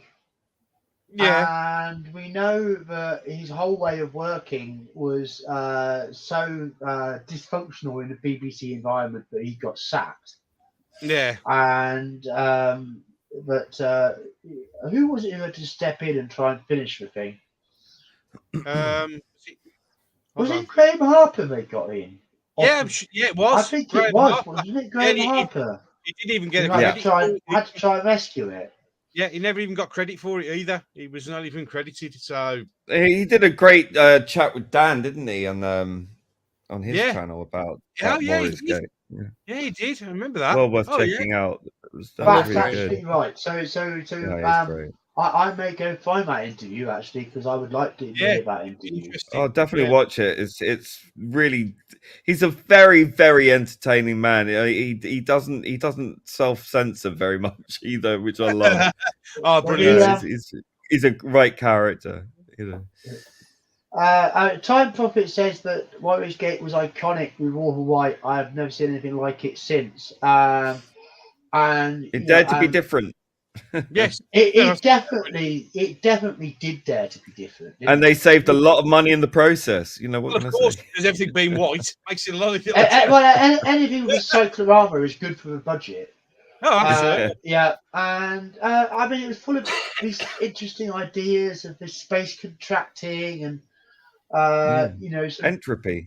A parallel universe behind mirrors. If you look at the entire span of not just this E-Space trilogy, but the entire run of this season is about entropy, about decay, and it's Tom's final season. It all ties in. If you look at all the stories, they're all about that. They're all about totally that. Like Ching, darling. It is. I mean, they're trying to be meta with the themes of the series. Absolutely.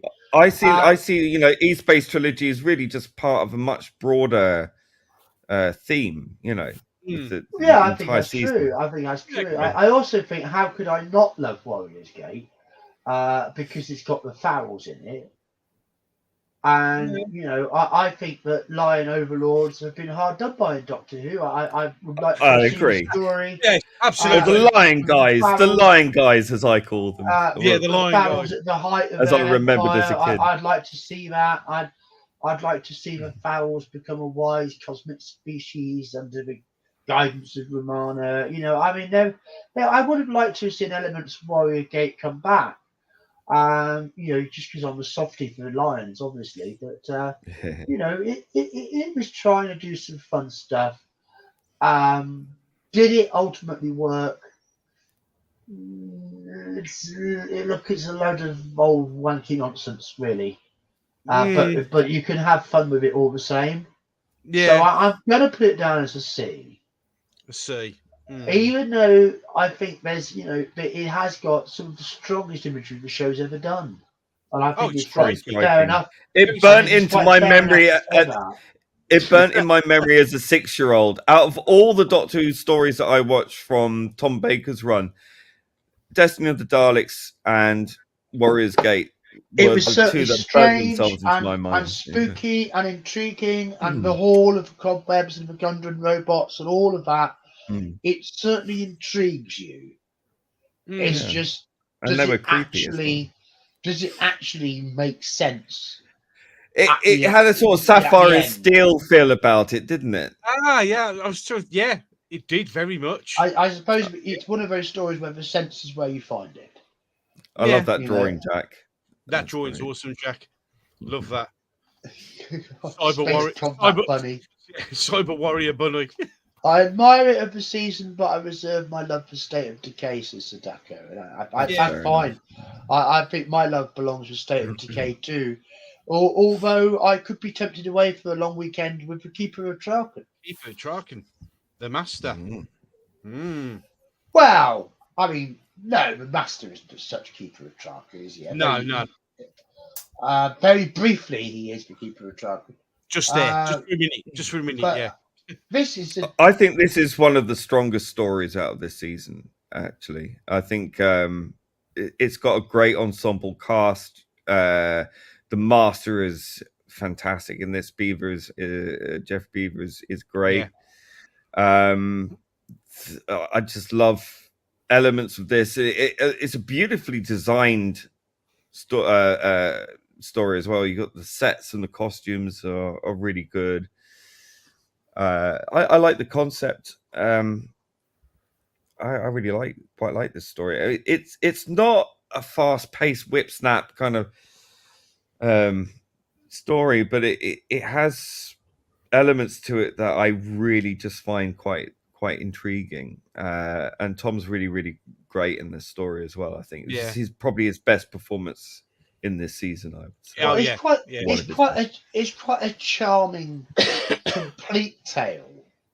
And Draken is a very well realized world and universe, and the sets and the costumes do all pull it together really well.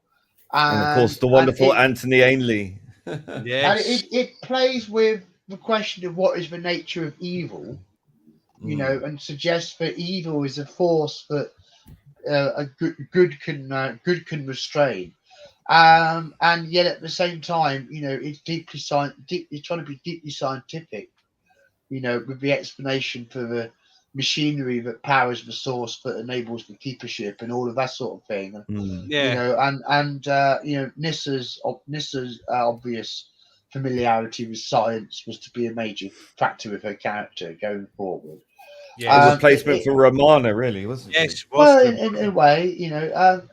But because we've got to say goodbye to Romana and K9. We forgot to mention that. Keeper drags. It is a slower pace than some other stories, certainly.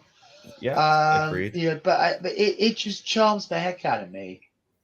And you know, the building of the menace and the Melkor and everything, and you know, the reveal of the master, and there's enough intrigue to keep you going. That's for sure. It's an easy B. It's an easy B.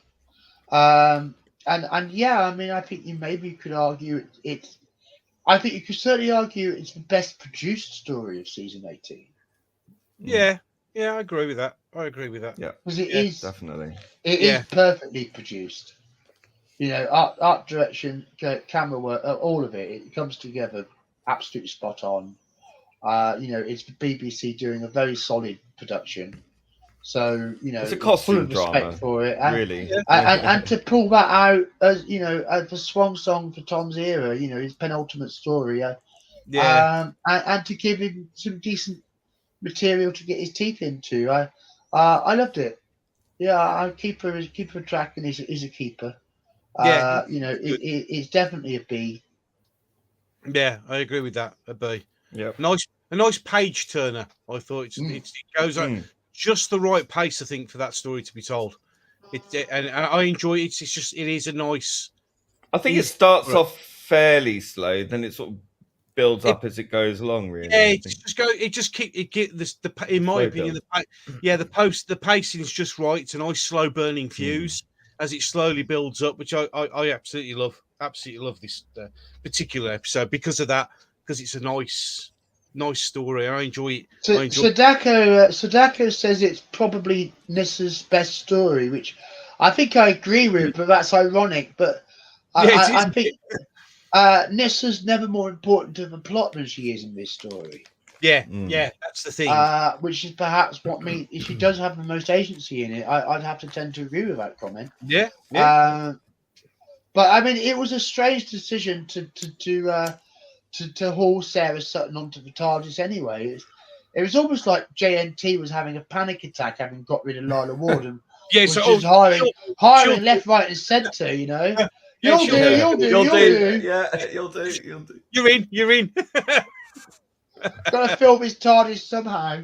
Yeah. I'm feeling insecure. I don't know why. You know, but. Well, it's interesting, isn't it? You seem to almost as if you're doubting your casting choice for the next Doctor, that you sort of flood the TARDIS with loads of characters, just to keep people watching it. The show hasn't done that since the Hartnell era of dropping picking up and dropping companions in a rush.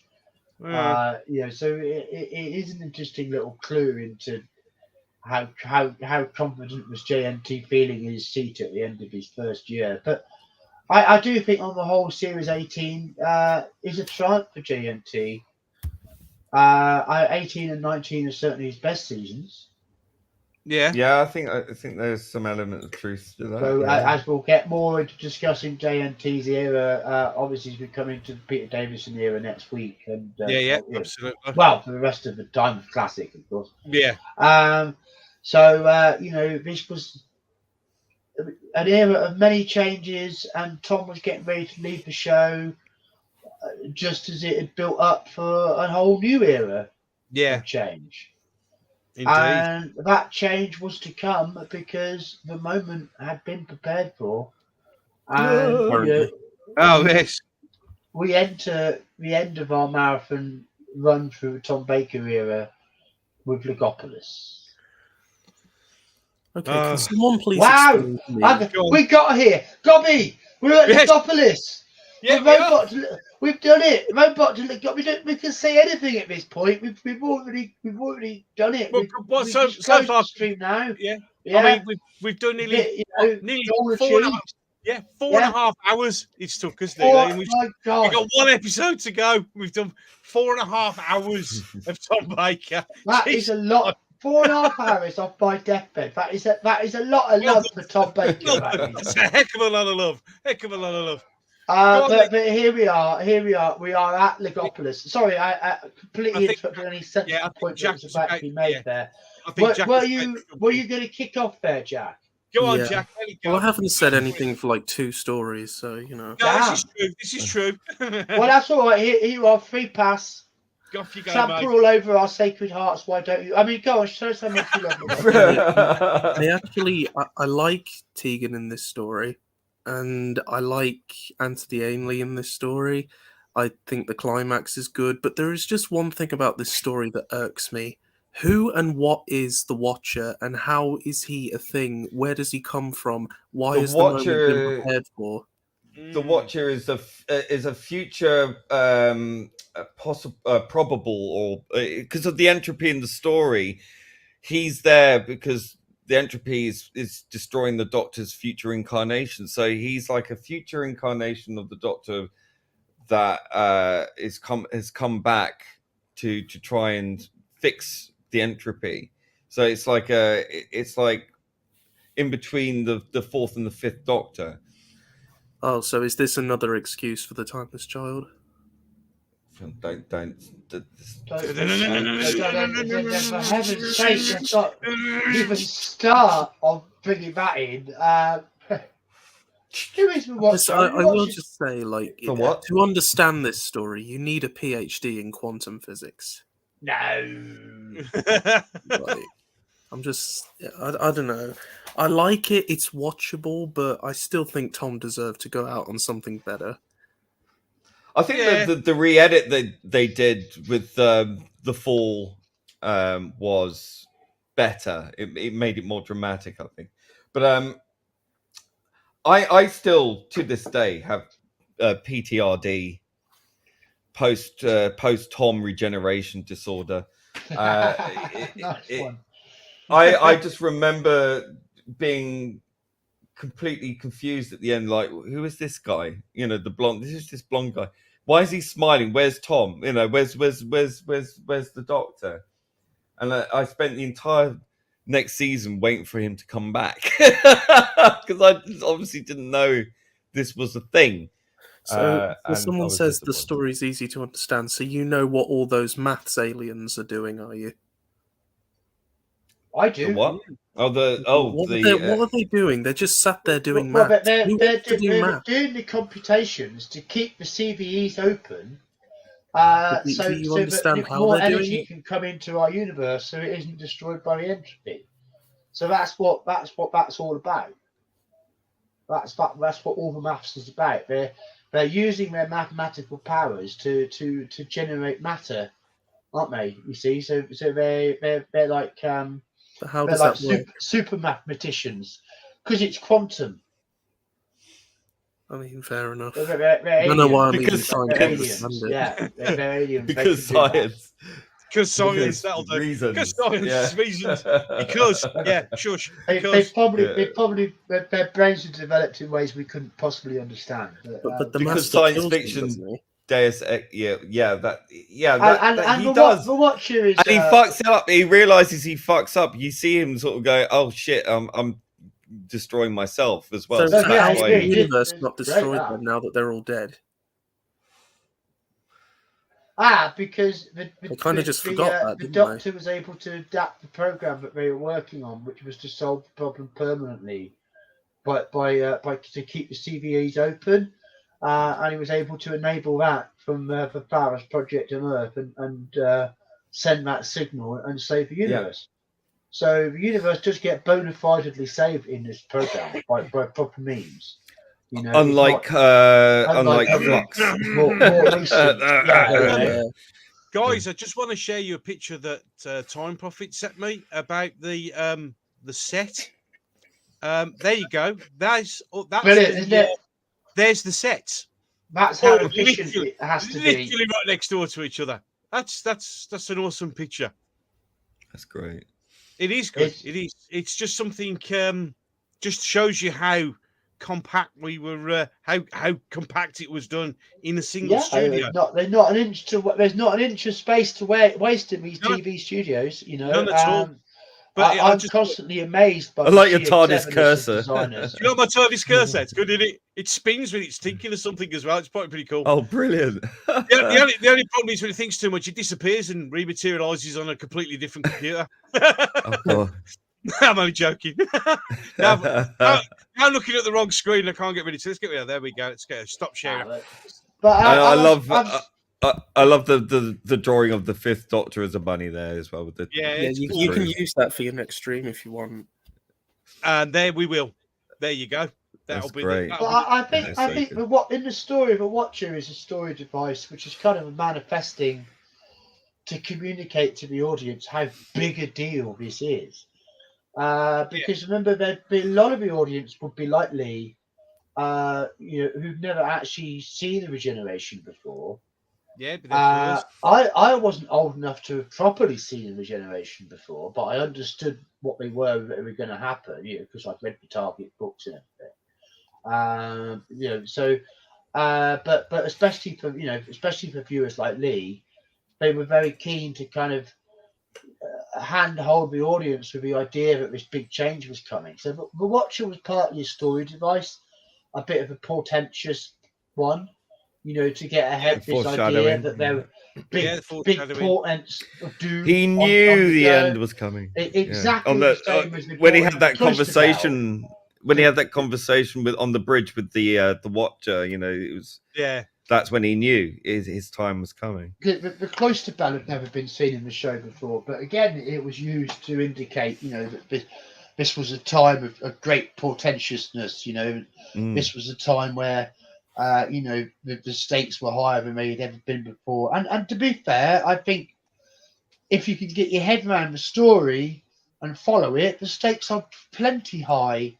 This is a very worthy adventure to go out on from the Fourth Doctor. Can I just say that there's a comment in there that I love? Autumn Matthews says, "You've never seen the Monitor and Noel Edmonds in the same room together." True. Brilliant. Fair enough. That is a very well chosen observation. Very good. Well said. Well said. Well done. It made me giggle. Yeah, this is a giggle. A regeneration story should see the hero make a comprehensible personal choice, but in Legopolis, I don't get why. Is there more to that comment? Is there a second bit to it? No. Okay. Well, yeah, but I mean, you do get a personal choice, a comprehensible personal choice.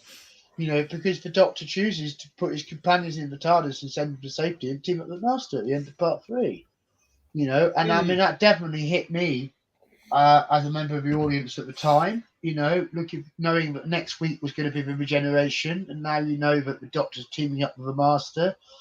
It was a slap round my face. I went, "Oh my God!" Oh yeah. It was. And I still feel like that.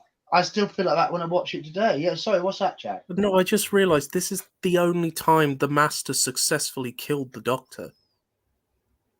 Yeah. I mean, kind of. I mean, I know he just kind of stood there while the Doctor, was on the thing, but technically he caused it.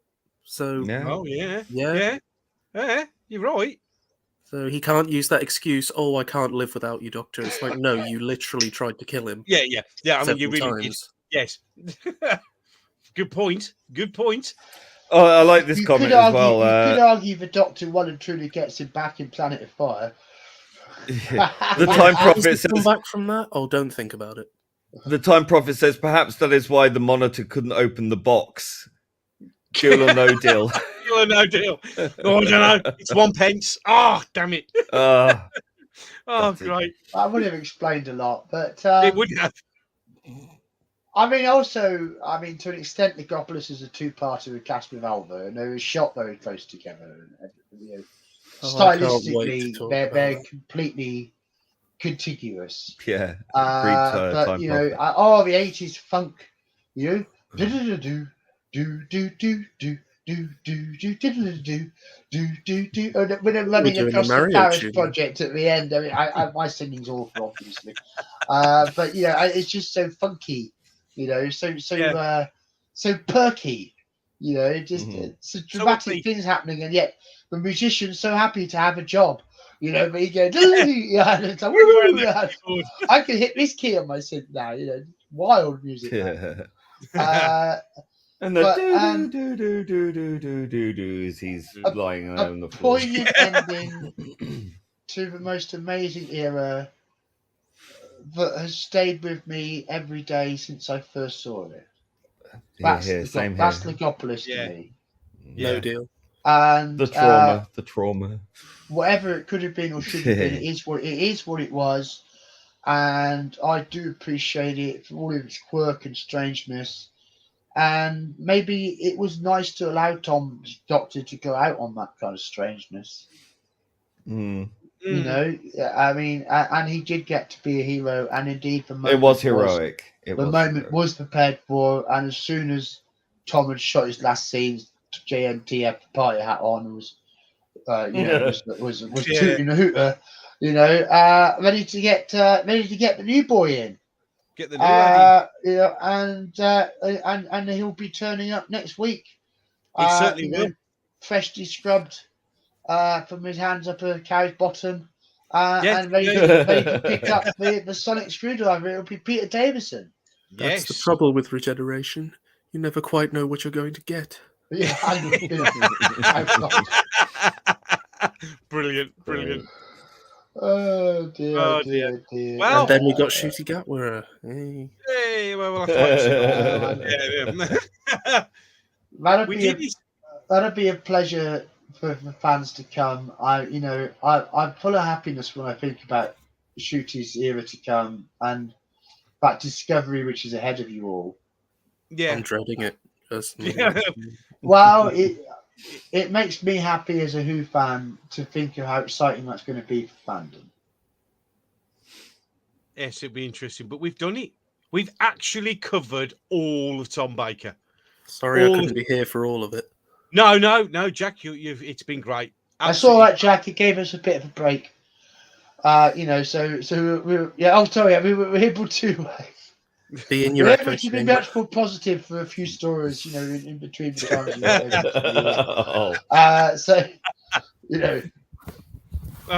Balance the stream out a bit, as we talk. Brilliant. It's great to have a different point of view.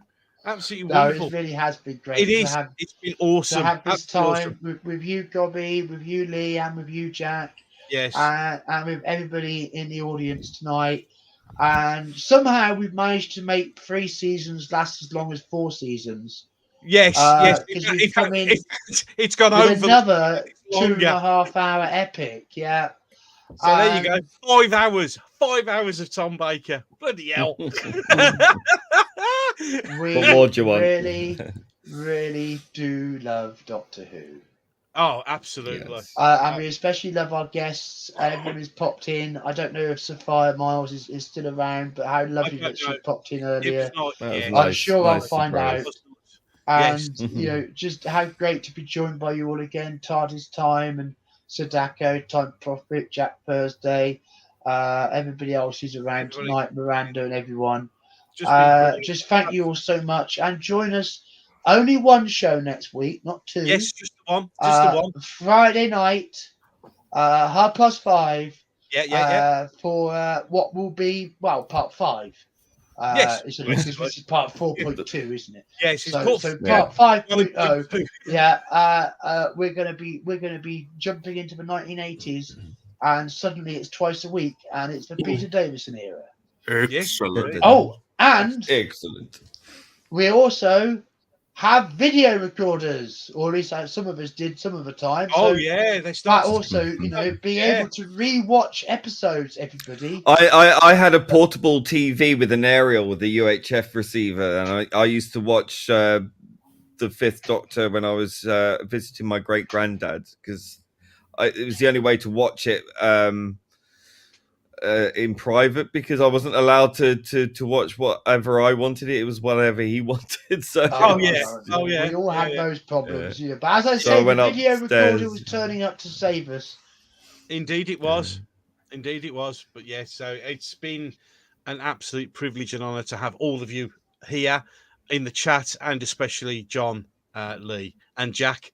It's just been great. What else can I say? It's just been. See you next week, everyone. Yes, that's probably the only way you could really finish this. That's where we're basically at, isn't it? Yeah, it's it. It's time to go. And thank you all for joining. And please remember 5:30 next week on Friday. And I can't wait to annoy you all. Oh no, he's going to be planning for it, but we'll see you then. We might get Starry in next week. Hopefully. Fingers crossed. You never know. I'm sure she has just as much to say about Peter Davison as she does. Oh, I'm sure she will. She will. With her migraines, a damn shame. It is a shame, but there you go. So that's how the cookie crumbles. That's how the cookie crumbles. Thank you, everybody. I'd like to say goodbye and catch you in the next one. Goodbye, everybody. Bye, everyone.